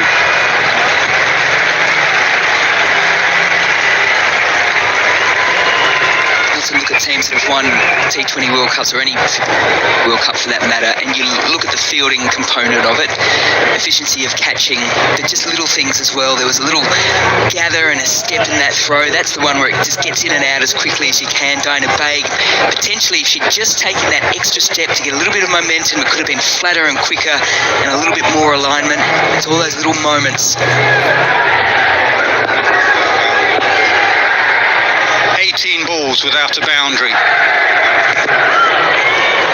Lovely, lovely flight. You've got to be brave against Richa Ghosh to go slower and wider. That's exactly what Nashra has done. It's brave bowling because she doesn't have a sweeper on the offside. That's a shorter boundary. And Richa still wanting to go onto the bigger boundary on the leg side. Will she be brave again? He is, tosses it up. This is beautiful bowling. He's taken all pace off these deliveries as well. Started in the low 70s and she's dropped 10 kilometres in these deliveries. You have to create all the power here, Richa Ghosh.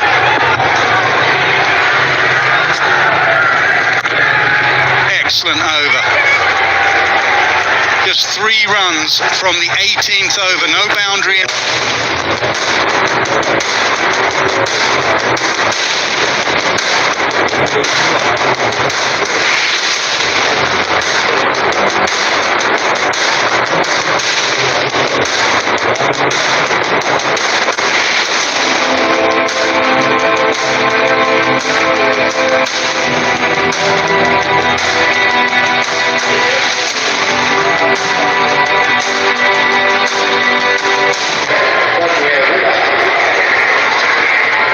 Well, good news and bad news for Pakistan. They have had an excellent set of 4 overs, but they have been slow, and after 18 overs they are going to have a over 8 penalty, so the skipper has to bring an extra fielder in. So there is no one out rather on the offside.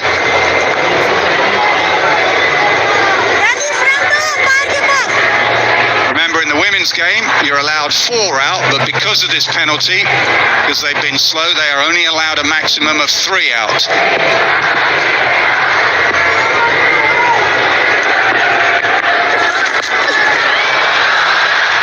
needed a boundary, and they get a boundary. That's a boundary after 22 deliveries. Pakistan, you're talking about Nasser left and right hand combination.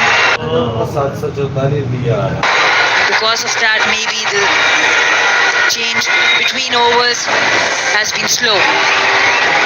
One extra fielder inside, boundary of the first ball. Yeah, that's a product of the fielding restriction because no one out on the offside, which means the bowler, Tasmia, can't bowl outside off stump. She just overcorrected, bowled too straight.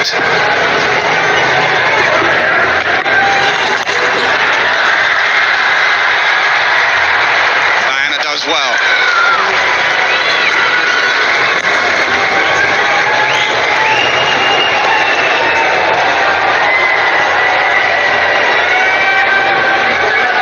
Till now, Tasmia has shown nerves. First match of the World Cup in front of a full house almost. That too against India. Almost got the wicket of Mandana, got the wicket of Jemmy.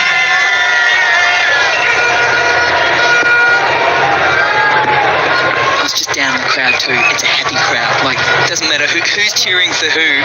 There is just an energy about just how good is it at Edgbaston. Packed house, two great teams with a wonderful rivalry. Start of the Women's World Cup. On the wicket now, Tasmia just changing the angle. Gets it through, toe into the bat, but she's so powerful that will hurry away to the boundary. That makes 9 of the first 3 deliveries. The pressure is back on, the momentum is shifting. Richa Ghosh, that's why she's so dangerous in these last over. Creating the space, creating the pace also. Inside out, excellent shot. It's a dangerous length to try and go to Richa Ghosh with as well. She's so powerful down the ground. You've got no protection through the offside. Yes, she created a little bit of that angle with the movement at the crease.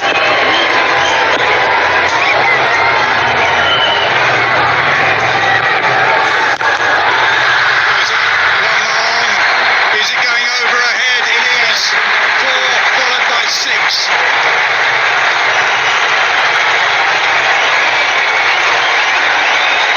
Modern day player, Richa Ghosh. It doesn't matter that Fatima Sana, one of Pakistan's best fielders, is in the hot spot down at long on. She knows that she gets into the right position with the best bat swing, good contact. She'll get it over the top. It doesn't matter if it's by judging 3 centimetres or 3 metres. She'll take it. Sliced away. That will spin on. That will kick on with overspin. 4, 6, 6. A really good over for India and their fans. 150 up.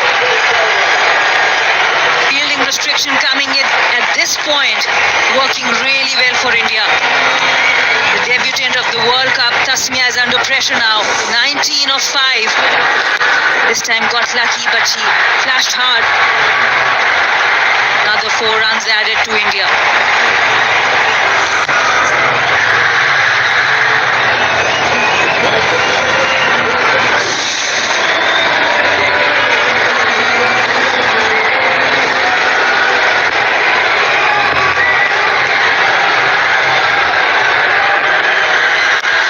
Powered away beautifully. Save your legs, Richa Ghosh.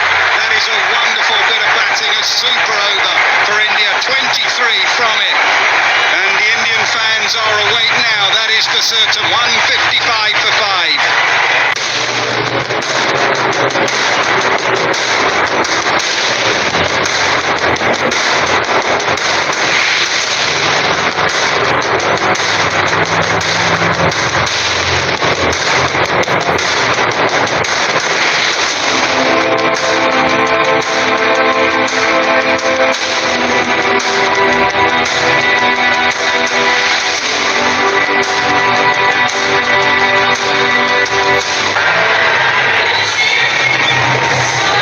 That is the effect of Richa Ghosh in that 19th over.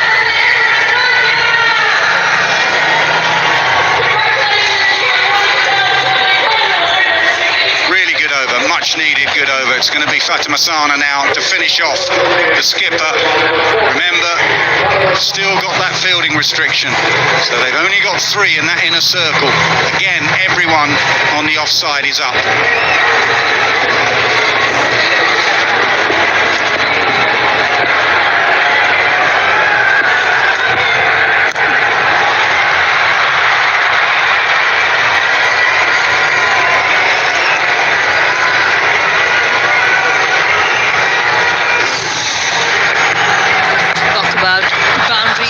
momentum. This was Richa Ghosh mostly. First boundary from Dipti Sharma and then it was the Richa Ghosh show. Wrong lengths at the death and one extra fielder inside the circle. 23 of the penultimate over has truly changed this game. Well, there's always the debate when you have a player like Richa Ghosh. When should she bat? When should she enter the crease? She's so destructive. Should she be in earlier? This is her role in this Indian side. She's got all the shots. She really has. She's got the sweep to put it away. This is a little masterclass in finishing. 32 from 14 now, Richa Ghosh. Just feeding off momentum here. Reminder, India ahead of the game. Pakistan fought back so beautifully well. When you had back-to-back overs of just 10 runs, Pakistan will be thinking, we're in here, we've really restricted them. Throw the ball to the debutante in a World Cup and just got all the lines and lengths wrong. 5 boundaries in a row, Richa Ghosh. 4 fours and a 6. Good variation there. Bouncer. And Fatima Sana is the only one who has regularly bowled for Pakistan. Fatima Sana leading from the front, always in the field. Important catch there. Captaincy has been pretty good as well. Then big wicket of Captain Harmanpreet.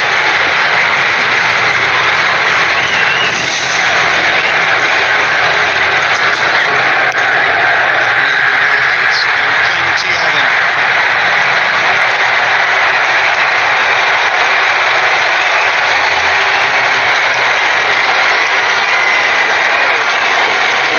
Fighter, but she's got this one wrong. The follow-up, perfect bouncer that Richa Ghosh couldn't get hold of. Just like try and slide it through the defences and just got the radar wrong. Sana, you were asked right at the beginning, what do you think Pakistan will be happy with? You said 160, 165. It feels now actually they'll be disappointed going into that dressing room. It's going to be more than 165, but momentum in the last couple of overs has swung India's way. It's going to be another one. Richa Ghosh just doing the umpiring there as well. Absolutely, because it's 23 of the last over. Otherwise, if you're chasing 165 on this pitch against India, you might take it. But because of that over, and Mel, you were talking about those small little things. It's all about preparation. It's not small, but the stat, just 5 overs between Tasmia and Diana in the last 2 years. Those are the other 2 seamers apart from Fatima Sana. So they have not bowled in those conditions. Down the pitch, down the ground and just over.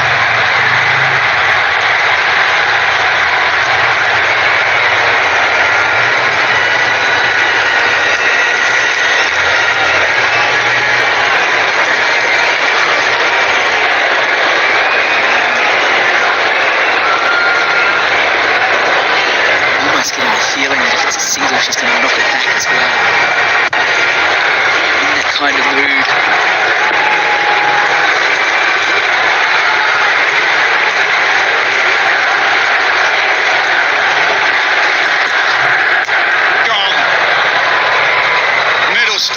Silence from the crowd tells you the story, really. But the damage may have been done from the bat of Richa Ghosh. That was some cameo. A brilliant knock.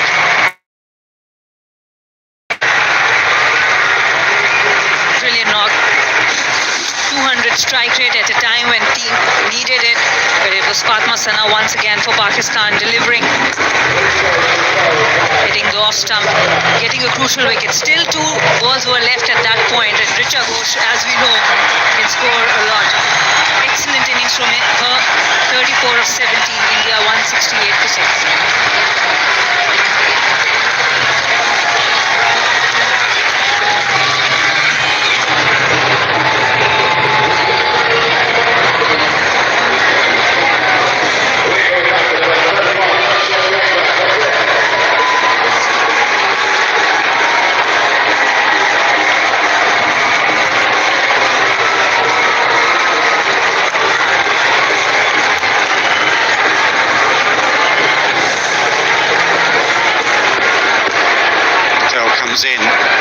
to go.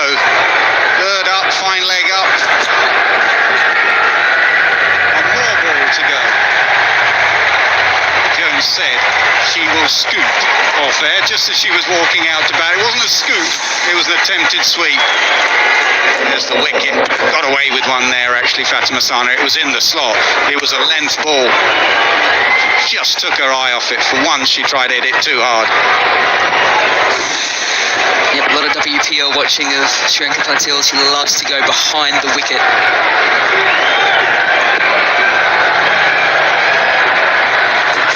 The scoop. Gets herself in a tangle, runs with the ball.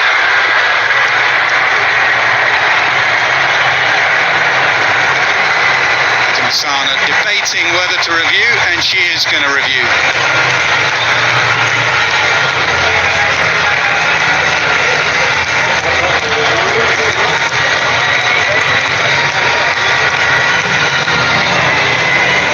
We have a player review for LBW. The original decision is not out.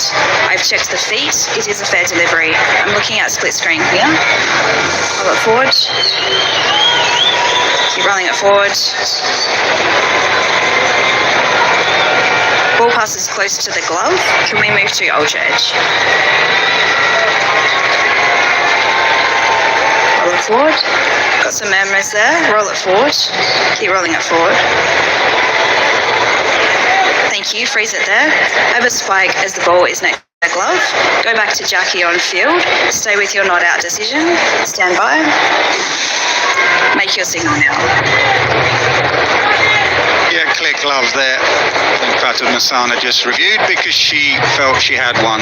170 for 6. That's a good finish from India.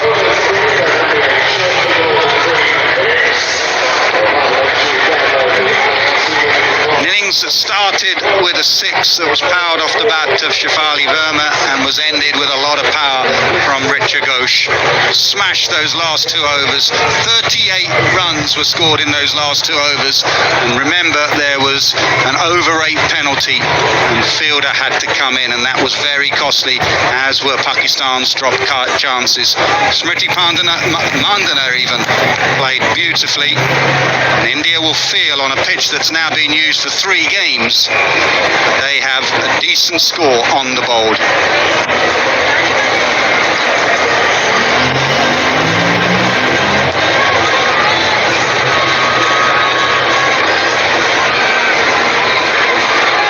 Pakistan have never scored 170 in a T20 World Cup, Mazza tells me.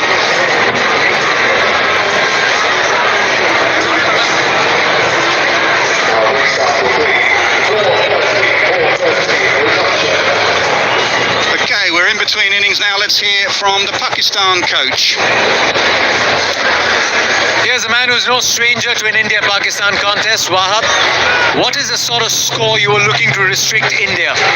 I thought the way we have started, we should have restricted them under 160, but I think we are 10 or 15 runs, what we were actually thinking. What is the sort of feedback you were getting from the bowlers? How did you assess the conditions in the couple of drinks break? Where could have you tightened the screws a bit more? I think 1 or 2 drop catches, I think that was where we lost the game a bit, I will say. But overall, I'll just told them to keep their calm, and I think it was a good wicket variation, always worked well for the bowlers over here in Birmingham, so that was the message. How is it being a coach in an India-Pakistan contest? Still very excited. It feels like that I'm playing myself inside the ground, so it is a difficult job, but yes, we are trying our level best. How confident are you for this run chase? What will your messaging be to your batters? I think it's just 1 ball at a time. We know what the target is. We just have to plan well and execute our plans, and I believe that if we do that, we will win 1 or 2 overs before that. Won't hold you back any longer. Thank you for your time, Wahab. Thank you very much. Coach. There is the scorecard. Shefali went after that first ball 6 that she hit, 34 from Richa Ghosh. They were vital runs from just 17 deliveries. Harmanpreet went virtually at runner ball, but the class was there from Smriti Mandana, as it often is. 68 from 44, 170 for 6.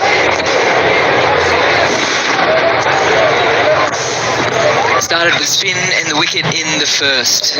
Fatima Sana picked up 2, likewise Sadia. Everyone got a little bit of tap back end. Nashra was brilliant. She really pegged things back before the flurry of runs in the last couple of overs. But congratulations to Tasmia as well with her first wicket in the T20 World Cup. Bowlers were good. They were let down in the field and by that fielding restriction as well, because slow over 8. That's the phases. 38 for 2 in the launch. Wasn't really a consolidate phase there. 72 for 1 because of Smriti Mandana, and then 41 for 1. 38 from the last 2 overs thanks to Richa Ghosh. Well, form is temporary and class is permanent, and Smriti Mandana, who was short of runs going into this World Cup, but you know when she arrives on the big stage she will put on a show, and she did.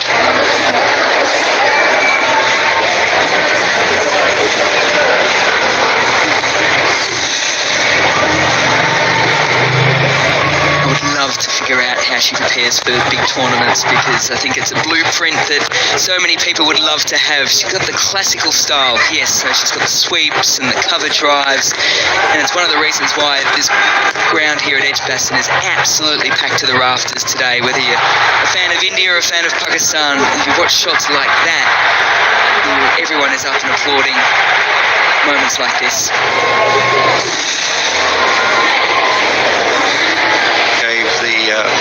Power, Harmanpreet more the anchor role, because they'd lost a couple of early wickets. She had to take her time. It often goes leg side with the sweep and offside with opening up the bat face. So quite difficult to set a field for Harmanpreet. She had the fine sweep as well. Skipper looked in good touch. Good thing about Harman is she changes gears really well.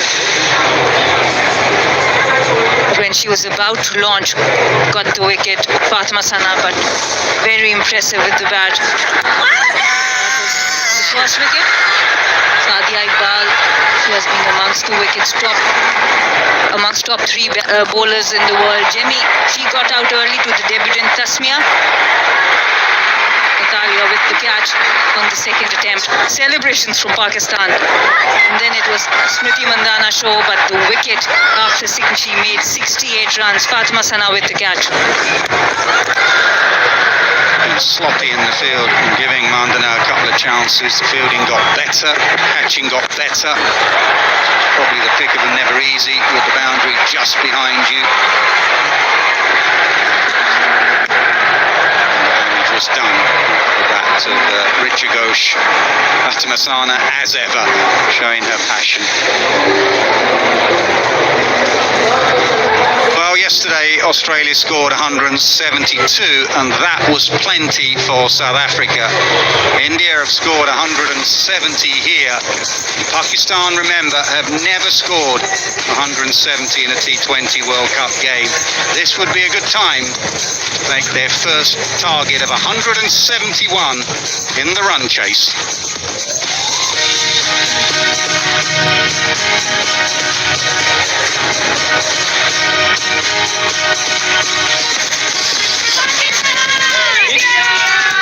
This is India versus Pakistan in the ICC Women's T20 World Cup.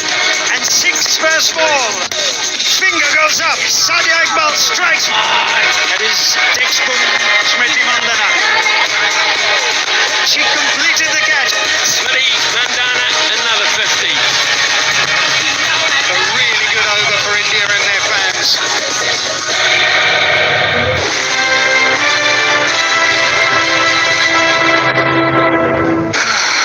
The best holiday ever's finally over. Thank you. When you fly Emirates, your holiday isn't over until your flight is over.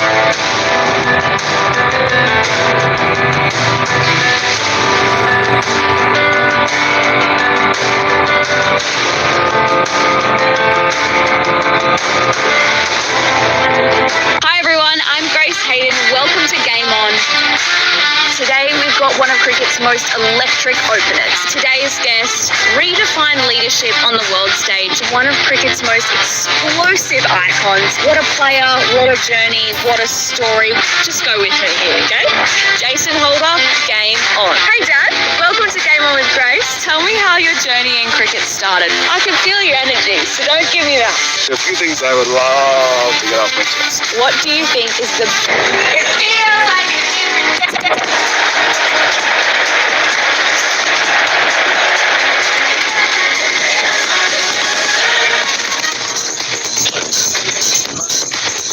Birmingham. That is the venue for this all-important game between Pakistan and India at the very famous Edgbaston cricket ground, which has seen so much history. Not so much with these two teams in competition, but England have had some great moments here. This is a ratings bonanza. It always is when these two sides meet in any competition. It's been a beautiful afternoon here. Very good pitch. And India winning the toss earlier and deciding to bat first. And in the end, they'll be relatively happy with 170 to 6. They were on track for a lot more with the partnership between Smriti Mandhana and Harmanpreet Kaur was flourishing. A couple of wickets for Pakistan as they fought back, and then a very costly 19th over. They had 11 extras. They bowled a lot of wides as well in that, which didn't help proceedings. And in the end, 5 bowlers used 4 overs each, and some good performances amongst those. Fatima in particular is a fine leader. She's got a strong personality and she loves a challenge, and she marshaled the troops pretty well. This is the points table. Australia and Bangladesh at this stage have played 1-1-1. And now we sit and wait for the outcome of this run chase from Pakistan. Can they get themselves or India above that line? Top 2 teams going through, of course, to the semi-final stage.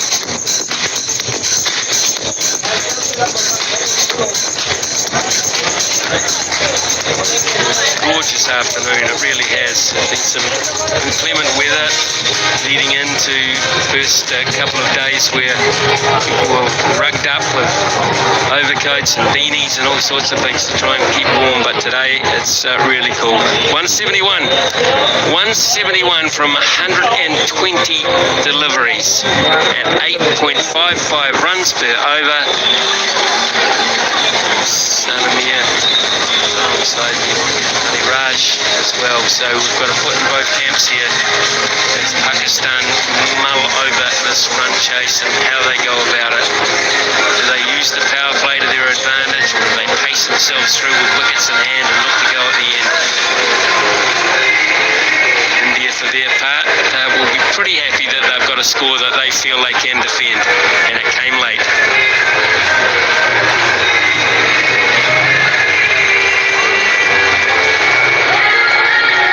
This is an interesting situation. In World Cups, India have won 6, Pakistan have won 2. Pakistan's wins have been very tight wins, I've got to say. But they've given themselves an opportunity here. Salamia, talk about the approach, the batting order. How you think they'll go about this, Pakistan? Smithy, this Pakistan batting lineup, mentally, they are more freer and they really want to now play the modern brand of cricket. About the skill level, how they compete at the bigger level will be seen now, but their approach has changed. They want to score those 160, 170 runs now. And I think Muniba Ali at the top will be the key. The left-hander, Gurfiroza, she wants to take the power play on, and then Aisha Zafar making a comeback after 3 years. She can strike the ball as well. From India's point of view, they actually haven't done that well with the new ball. Since 2024 T20 World Cup, they've averaged 37.3, an economy rate of 8. This is the new ball bowlers, and they only get a wicket every 28 deliveries, which is the highest of all 12 teams in this competition. Yes, Yes, that's what we spoke just at the beginning of this game, that their strength in this format has been batting, and how they will navigate through the second innings. What sort of game plan does Harmanpreet Kaur has with 3 spinners and 2 seamers? Kranti Kaur is quite good with the new ball. She was very good in the ODI World Cup. She was the one who was picking those early wickets. Arundhati Reddy with her variations, someone who's bowled a lot of overs in the back end of the innings. But they do have the spinner. Shriyanka Patil has been in good form. Deepti Sharma, the most experienced spinner, has not really been in the rhythm in the last couple of years, but again she brings experience to the table.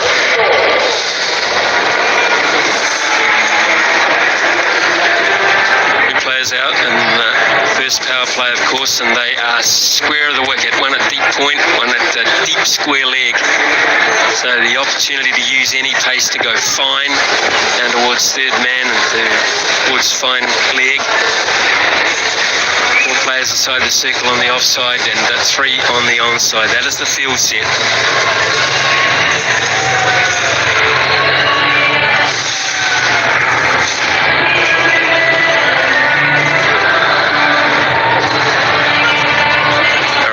Ready, is ready, and we're underway.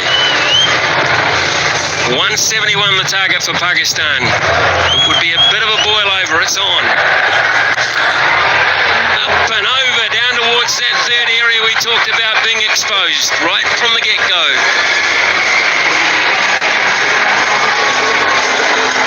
Well, you give width.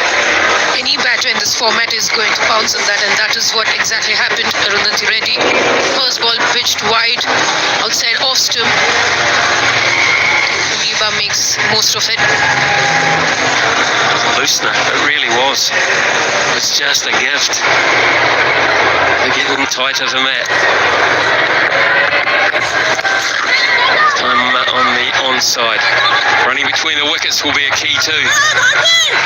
Communication will be at a really high peak because, of course, there's crowd noise here. There'll be panic, there'll be pressure, there'll be nerves.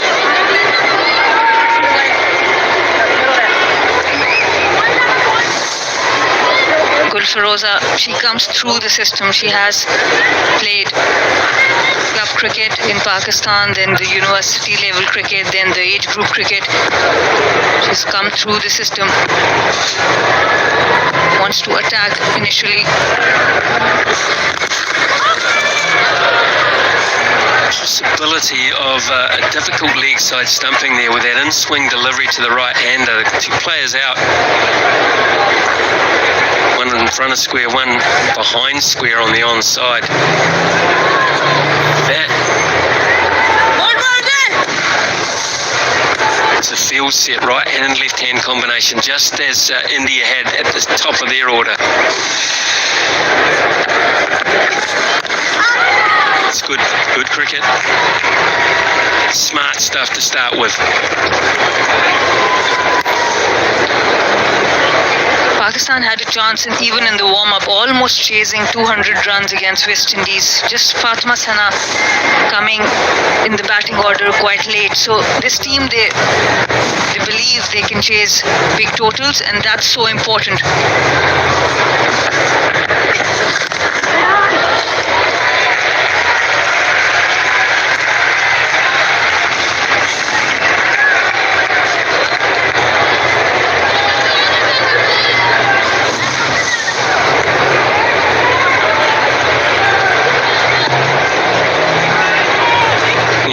From high up here, what a spectacle it is.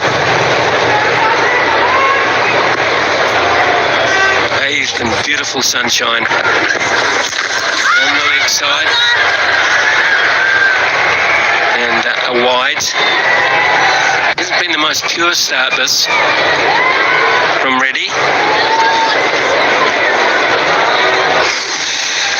Now, having those 2 boundary riders on the onside, just trying to bowl that middle and leg stump as an in-swinger, bowling to a right hand, I would rather have that off stump in play.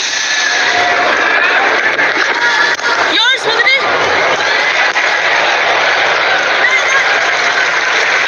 first over without loss.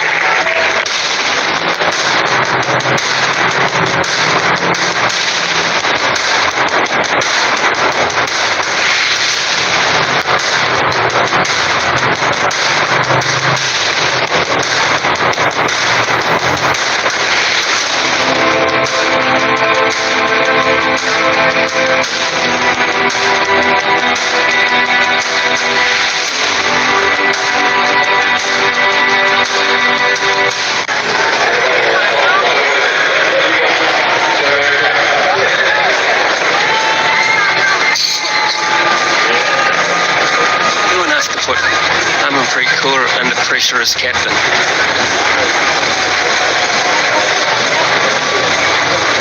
That's the key. Priyanka Patil will bowl a second over. Left-hander on strike. Will there be any assistance for her with a new ball? This bounce. Yeah, she's coming from an injury, Priyanka Patil. She's got a couple of series to get her rhythm. A very good bowler. She's been among wickets for India, even in the practice games. Pinky Sharma a slip. It's very good field placing early on, because you're going to go for it if there is any turn at all, and particularly with the bounce that we just saw, it brings a slip into play. Oh, dropped. It was a definite opportunity there put down by Ghosh. Really good bowling there. You talk about using the bounce. Both the mid-off, mid-on fielders are up. There are two minds. Muniba, she wants to sweep. Late time decided not to.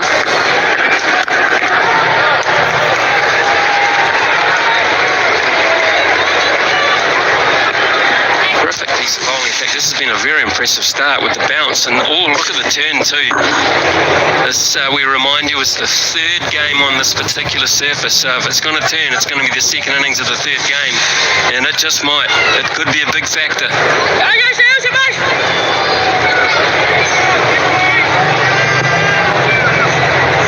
Go out on the onside.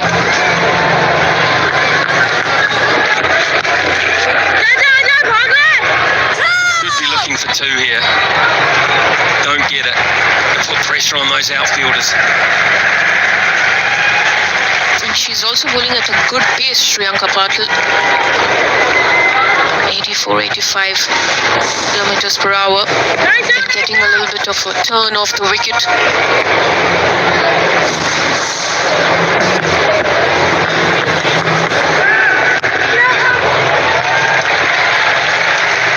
I think with a left-hander in, I think about keeping her going, and maybe just more than one over, maybe a couple.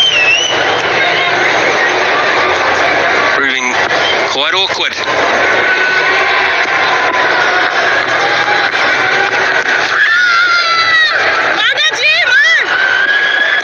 Good start, really good start from Patil. It is 11 without loss.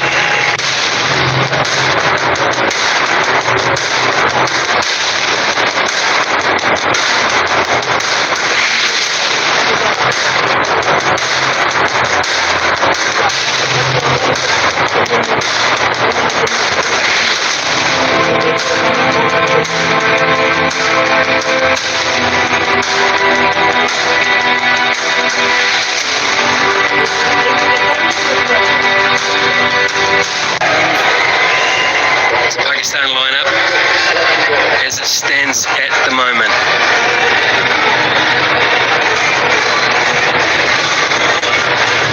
Really concerted effort. They need a partnership or two. That's going to be a key. Can they get it at the top here? Anti-Gold, bowl over number 3. Very cleverly played, and they'll run away for for a boundary. Pressure on the bowler right from the outset. That's good batting from Muniba. Innovation to start the over. He knows Kranti would generally bowl that good length using the pace. Pressure back on the bowler from the ball one, Muniba Ali. It's always a good tactic to take on the bowler in the first couple of balls because the bowler is just trying to get the length, the line right.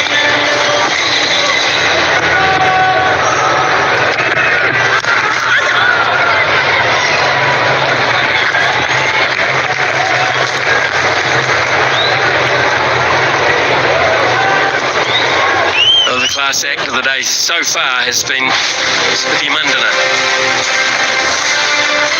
Someone the team is dependent on. She's scored at the time that is required the most, losing 2 early wickets. She used all her shots, playing over the covers, through the line. That'll run away for 4 as well. This is a good over from Pakistan's point of view. This is what I like about this unit's batting approach. They will throw their hands.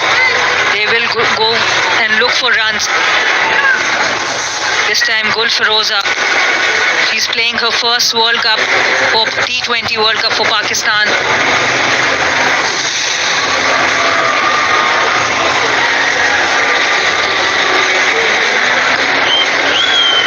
Power play. Pakistan can use that to their advantage. They can get this partnership going. Pulled her out at that deep backward point with a little fumble, but you can just see that ball was there for hitting. It was short, sat up. Pressure early on.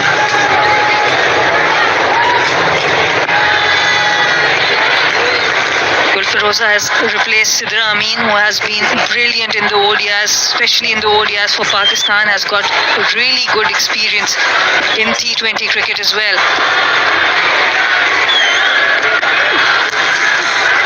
Again, using that leg stump line for another boundary, the third in the over.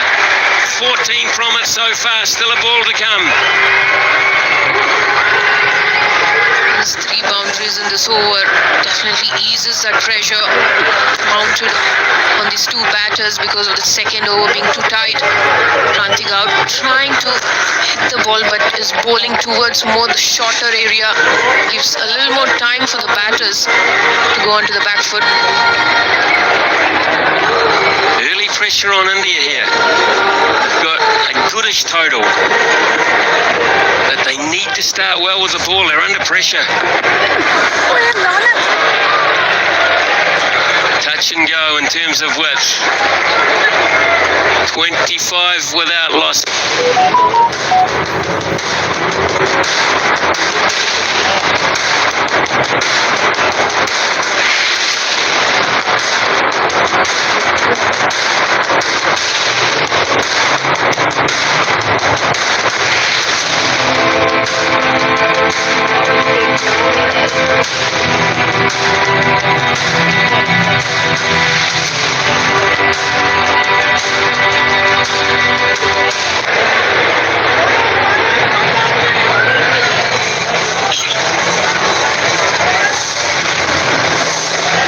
Head-to-head, 6-2 in favour of India. But that's ancient history, isn't it? It's for these players, or a lot of them anyway, who weren't involved in many of those matches. Harmanpreet Kaur was. He knows all about this confrontation, and so do these fans of all ages who have flocked to see yet another of these classic encounters. The street's busy outside. Crowds build up throughout the afternoon. Of course, the second match of a double-header. Fanaticism and camaraderie. Placement is the key here, and it is spot on. Nicely picked by Feroza because she didn't really use or step out initially, but she waited because she knew that Shriyanka Patil is bowling more flatter and she will be able to rock back onto the back foot. That's what she did to get that boundary. Good power play so far for Pakistan. Bowling attack under pressure here.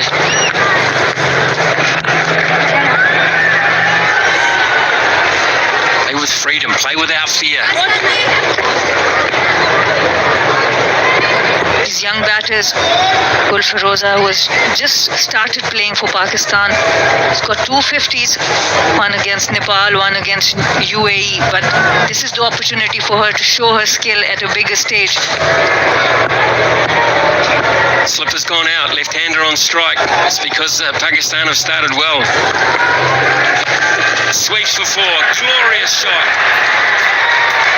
We saw it from Harmanpreet Kaur, and one of their best exponents to the sweep shot. She won't have admired that as the fielding captain, but it was very pretty. This is one of the go-to shots for Muniba Siddiqui. Whenever she is batting against an off-spin especially, she is really good at it. Good to see that she has been able to execute it well. It's been thrown off their line and length here, this Indian bowling attack. Under pressure, there's a lot of chats going on between captain and bowler, a lot of field changes. They just cannot get into a rhythm early. They've been put to the sword somewhat. They need a breakthrough.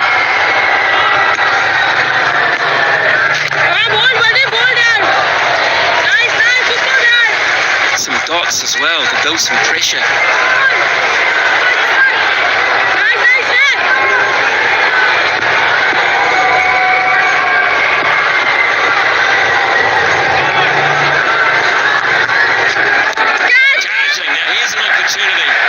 Should be taken, dropped. Starting to think it's me, the dropsies. Saw so many last night. It was a first-time shot from Muniba. Exactly what the Indian team was looking for, is to create that opportunity for a wicket. Shriyanka Patil did.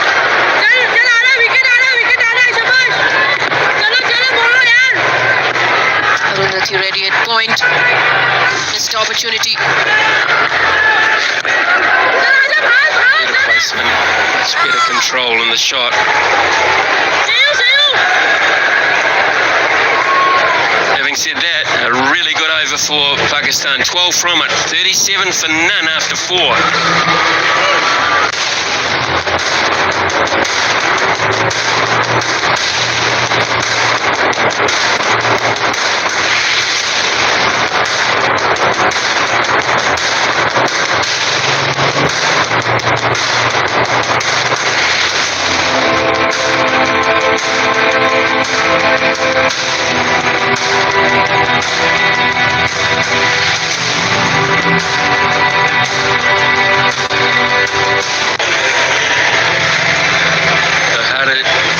Harmanpreet Kaur, think about this. 4 overs gone and Pakistan are on the surge early on in the piece. What do? You go to experience. Deepti Sharma comes into the bowling attack, one of the most combative cricketers in the game. Loves the challenge. She's got one here.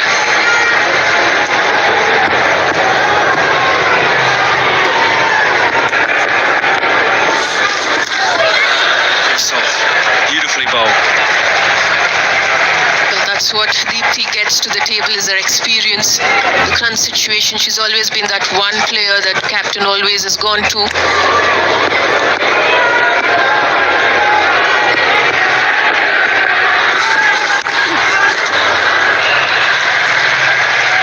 This is what India need now. They've got to counter this with pressure, infield pressure, dot balls, cause some panic. From Pakistan perspective, Muniba, she has got to start. She's got few chances. She needs to carry on.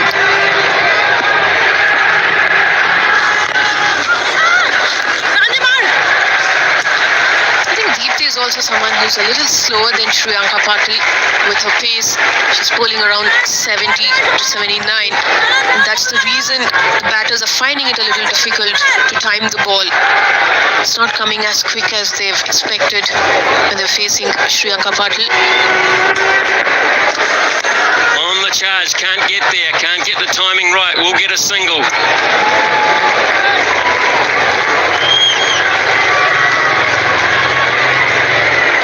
In around the block a long time, Deepti Sharma. She's worked this out. Take the pace out of the game. Make them come at me. Important 2 deliveries here. Very experienced Deepti Sharma. He knows every dot ball puts extra pressure on Pakistan.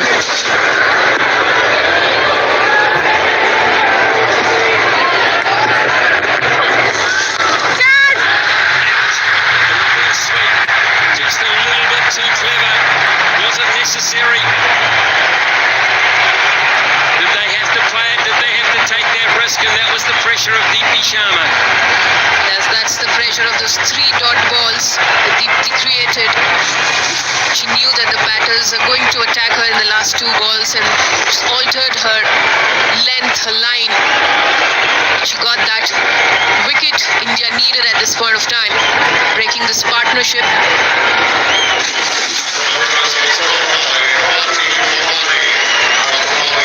Rosa goes for 12 from 9.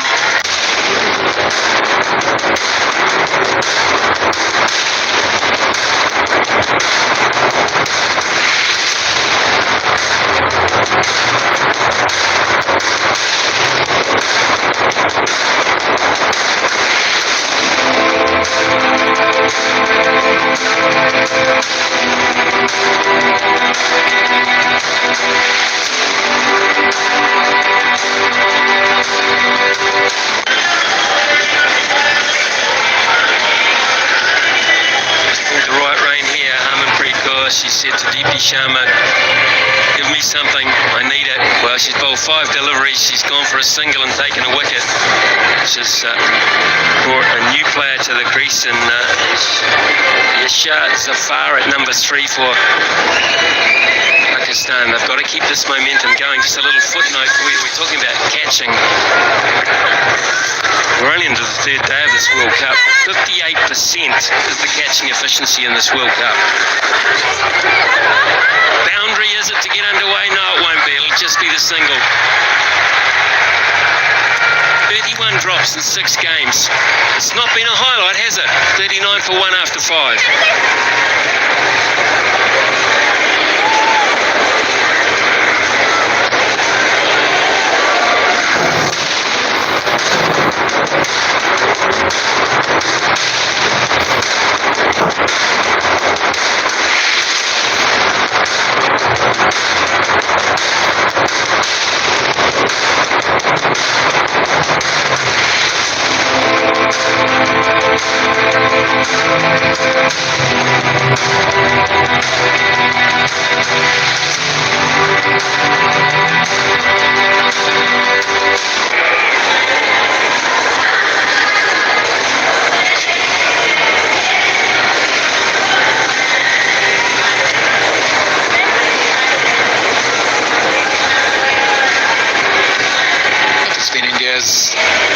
Go-to bowler for a very long time, Deepti Sharma.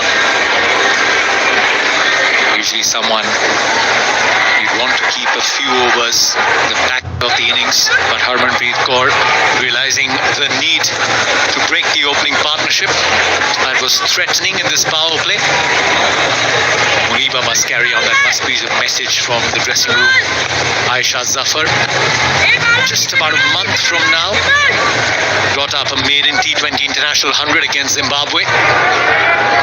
Arundhati Reddy has got a chance to make amends. Starts off with a wide. 8 runs in her first over and a drop chance.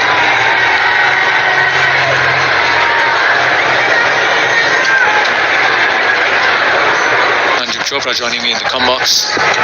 Jim, that's been a looming question heading into this World Cup. India come very batting heavy. It's going to be down to the bowling, not just in this game but through the tournament.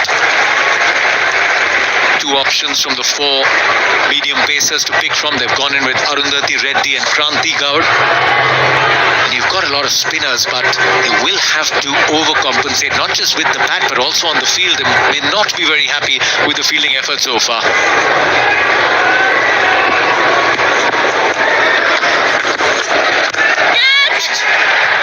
chipped over the fielder at mid-wicket. Enough timing on that to bring a first boundary this afternoon. Yet again, the ball is coming into the right-hander. There is enough time for the batter to maneuver the ball towards the onside. Shot mid-wicket, mid-on, or the gap between them. Yes, it's a good line from Arundhati Reddy because she wants to remain in the line of the stumps. But is it the strength of the batter also, or her weakness? Has to be assessed nicely.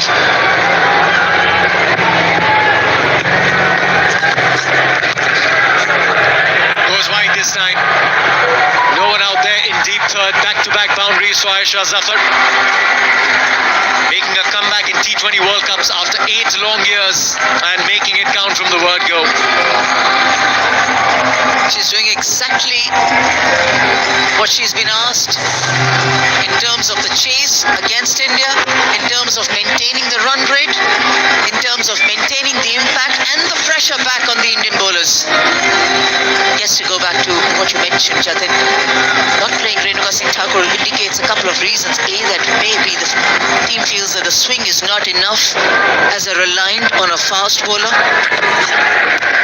You need a little bit of variation, you need a little bit of more effort from your faster bowler apart from the first 2 or 3 overs. That also opens up the question about Arundhati Reddy using the new ball. She's not been a regular user of the new ball. She comes in the middle phase or on the end overs to make an impact. But now, whatever I've seen of her, whether it's in Australia or whether I've seen her in the recent series against England, she's done reasonably well.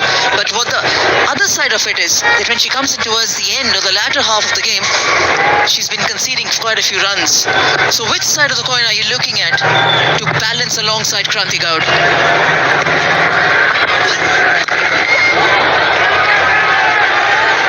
That's something we'll probably get an answer as the tournament goes along.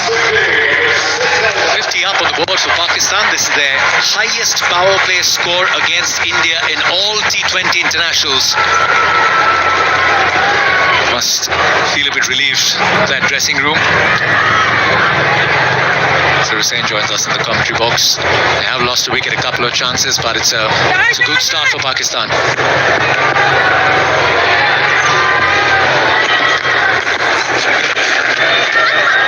Last ball of the power play will get a few more runs.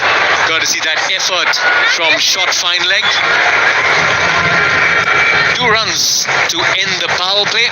It's 52 for 1. Time for a drinks break, and I'm sure India would like to address a little bit the effort on the field so far.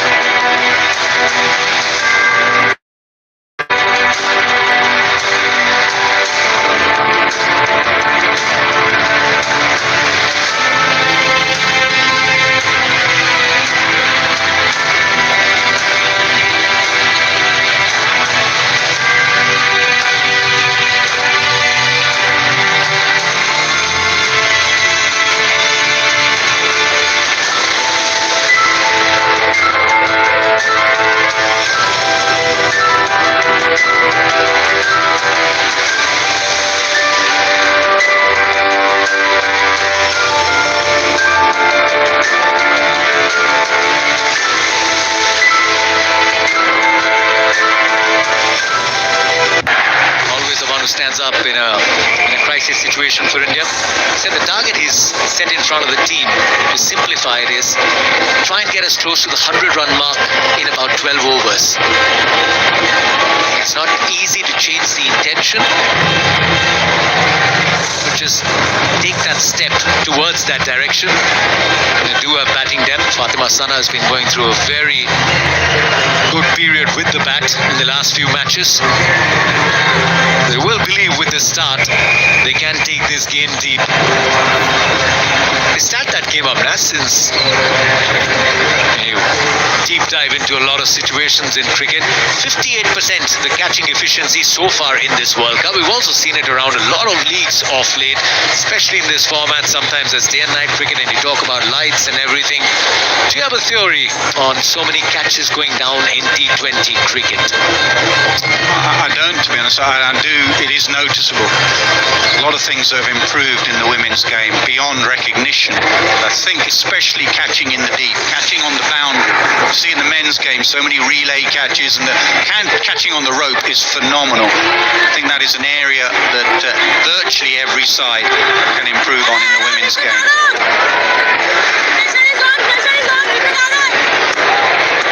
Something similar in 2024 as well. And time and again the lights were blamed.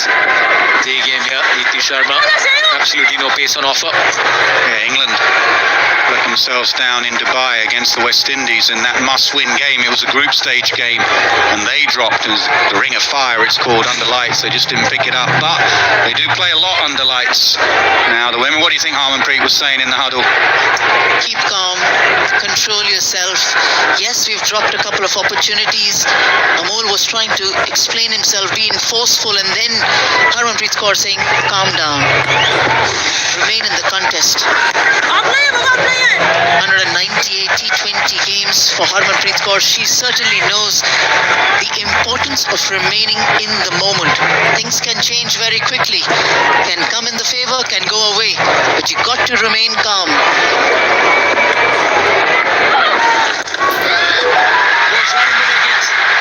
This time the fielders join in the effort. Smriti Mandana makes no mistake. Deepti Sharma brings India the second wicket. Yeah, that's a good catch, diving forward, never easy. You misjudge that and it can bounce up and hit you in the face, so you have to be brave. Was get her fingers under the ball. As ever, Deepti Sharma, when you're under pressure, you go to Deepti. That was a pretty good sweep shot. Smriti Mandana just got her fingers underneath. 2 for 3 in 9 deliveries now, Deepti Sharma. Out of the power play, Zafar goes for 12. It's 53 for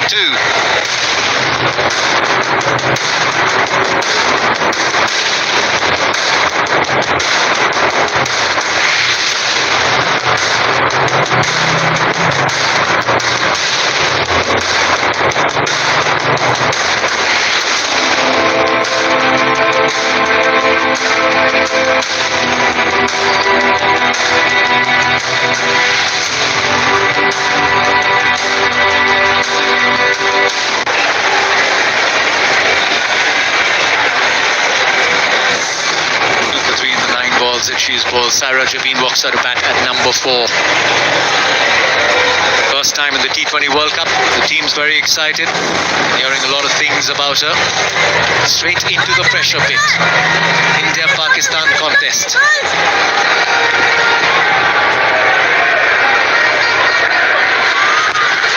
It's beautifully. Deepti Sharma uses the angles, uses the crease pretty well.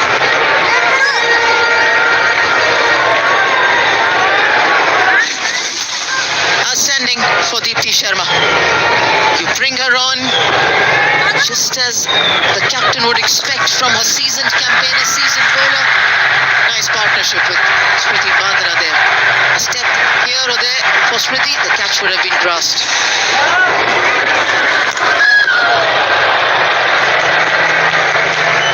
Beautifully bowled, slower. She realises she's just got a wicket, and therefore the pressure is on Pakistan, even if it's Muniba who's playing well. Slower, wider, bit of grip.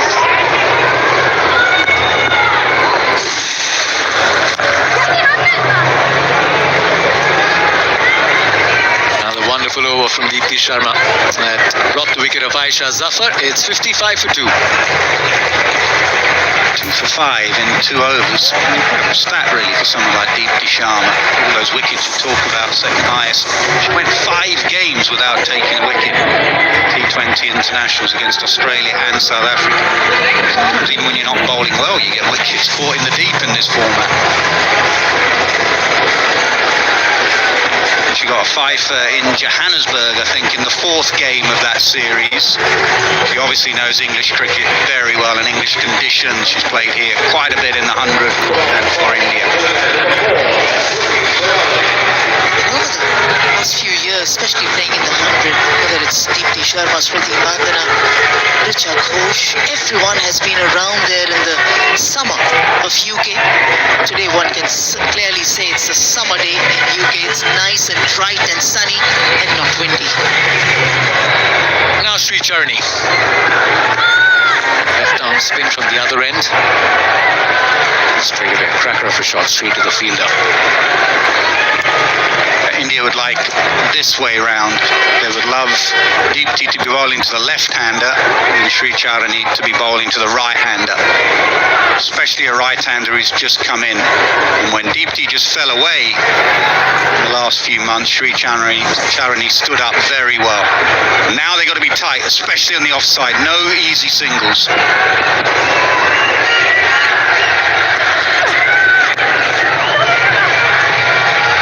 Charni was very impressive in her very first tour of the UK.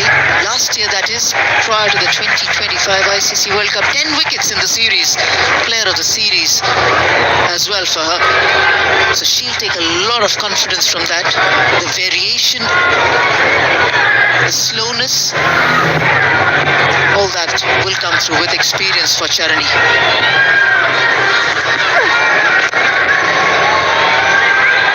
Positive for India. Sri Charni and Kranti are still very early in their international cricket days, but both of them made their debuts in England last year and have played a World Cup. There was no edge on that occasion, but Richa Ghosh immediately looked up at the heavens. 3 or 4 times today, the ball just popped out of those gloves. Niba was dropped on 4 by Richa Ghosh. Leading edge, and this one will not pose any threat to Harmanpreet Kaur. She's taken some iconic catches in her career. This one easy.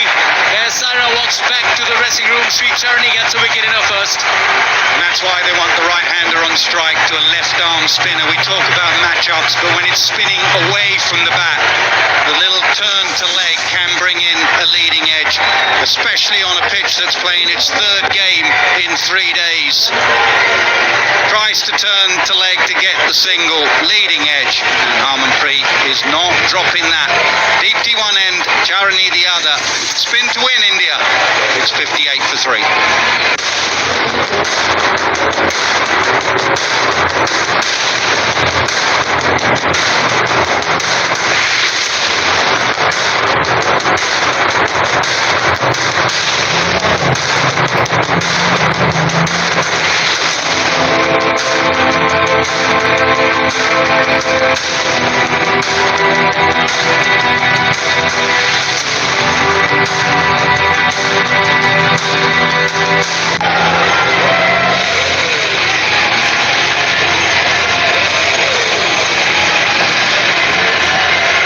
Should give her a lot of confidence.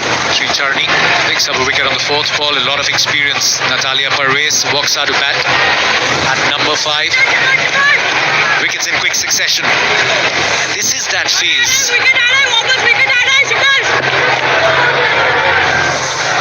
Consolidation phase is where most teams will face the pressure against India. Field spread out, their spinners operating probably from both ends. This is going to be India's strength. Yeah, it's the hardest phase to bat. In the power play, the ball is hard. Fielders are up. There's only 2 fielders out, so you beat the inner circle. It goes to the boundary, just through the shot early.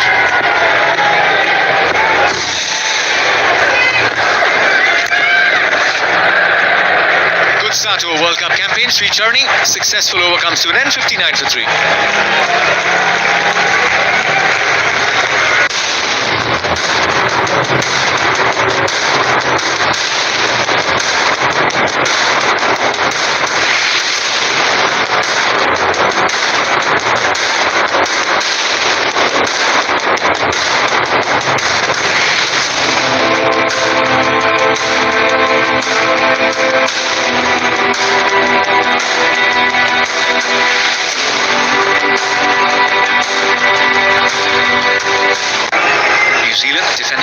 legends, taken down by the West Indies. They'll be up against Sri Lanka, and then England in the evening against Ireland. That's not a bad shot at all. Is there anything from the bat? Bowling round the wicket, but that was flighted and looked like it's pitched in line. Richa goes, time's running out. Harmanpreet Kaur's got to take the decision. A lot of experience. Deepti seems to believe there's no bat, and the skipper has asked for a review.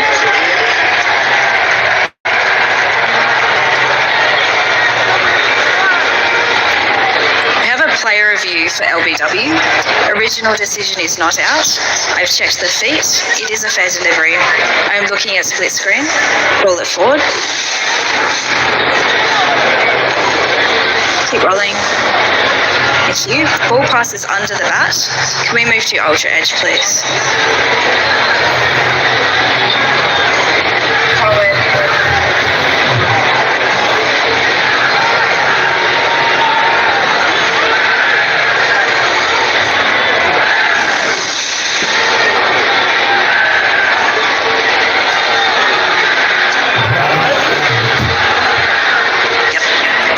On ultra edge.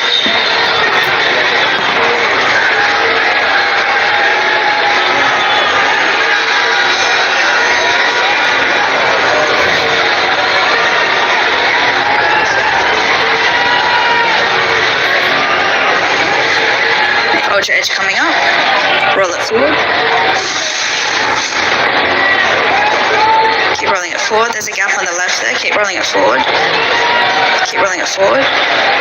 Thank you. Nothing as the ball passes the bat. Keep rolling it forward. Keep rolling it forward. The ball's clearly a gap on the left. Satisfied first impact is pad. Can we move to ball tracking when available?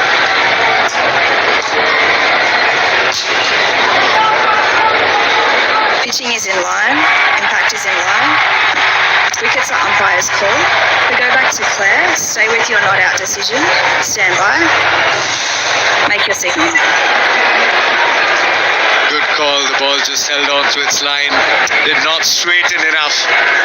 We're hoping that your audio levels were loud enough to hear the crowd here in Birmingham that felt that replay every passing inch. 18,500 people in. They were only appealing for the decision. Yet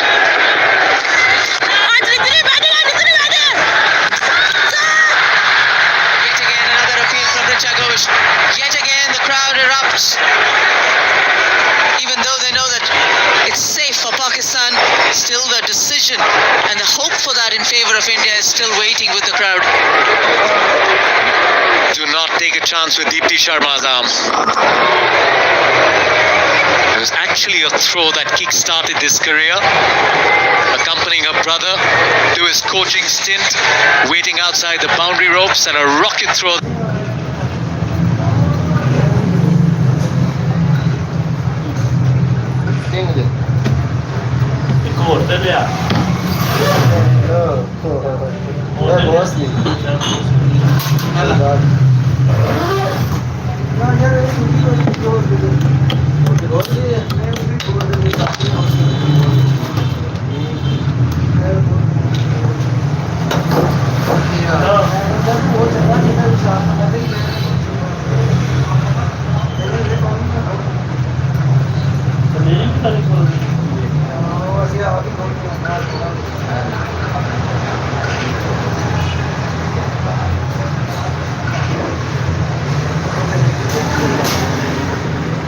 Caught the eye of the coach, and that's how this career started. Fully in control, Deepti Sharma calling the shots here.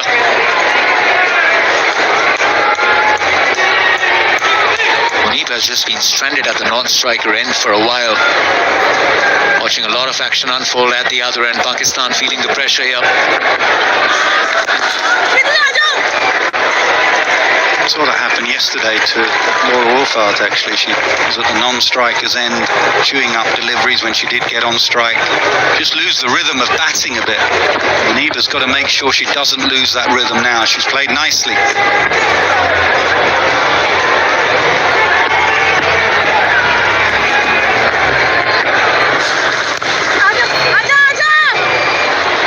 We've seen Team India usually trying to hold back a couple of overs from Deepti Sharma for the back end of the innings. Holds a lot in the last 5. Just that adjustment won in the power play and allowed her to carry on with the rhythm. Yeah, in this tournament, and especially leading up to this tournament, we didn't see Deepti Sharma with the new ball at all. It was either Sriyanka or the 2 seam bowlers who have been picked in the playing 11.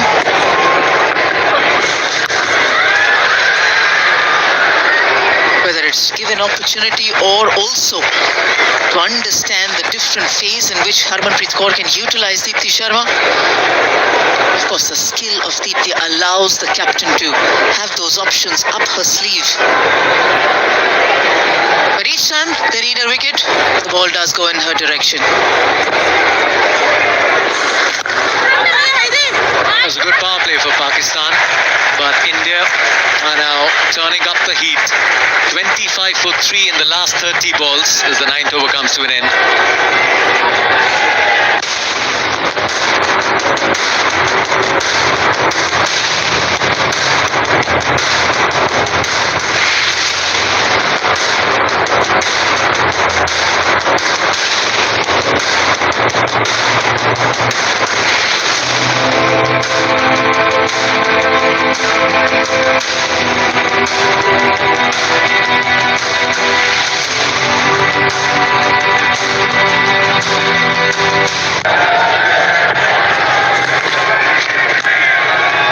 Yeah, 54 for 2 at this point. Pakistan 62 for 3. Need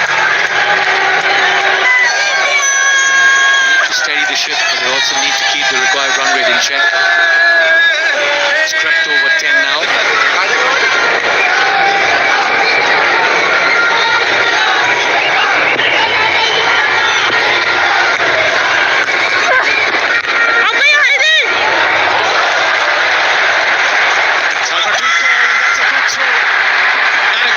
From Richa. It's going to be a quick background check and just about made the ground. Looked at the square leg umpire and you felt that she's turned down the appeal. India started to celebrate.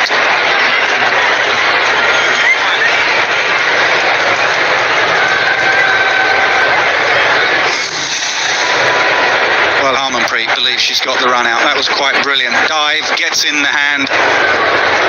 Throw off balance, does the dive. Ooh. Harmanpreet was celebrating. The youngster Harmanpreet Kaur was celebrating. It was like half a round of the ground before she was celebrating with Sriyanka Patil.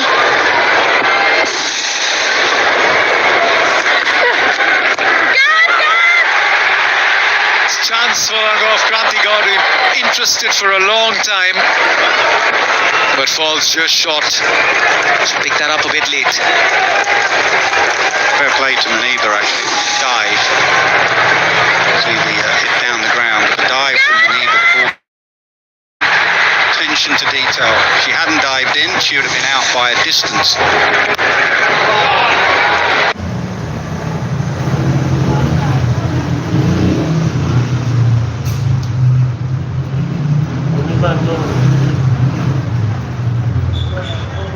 आप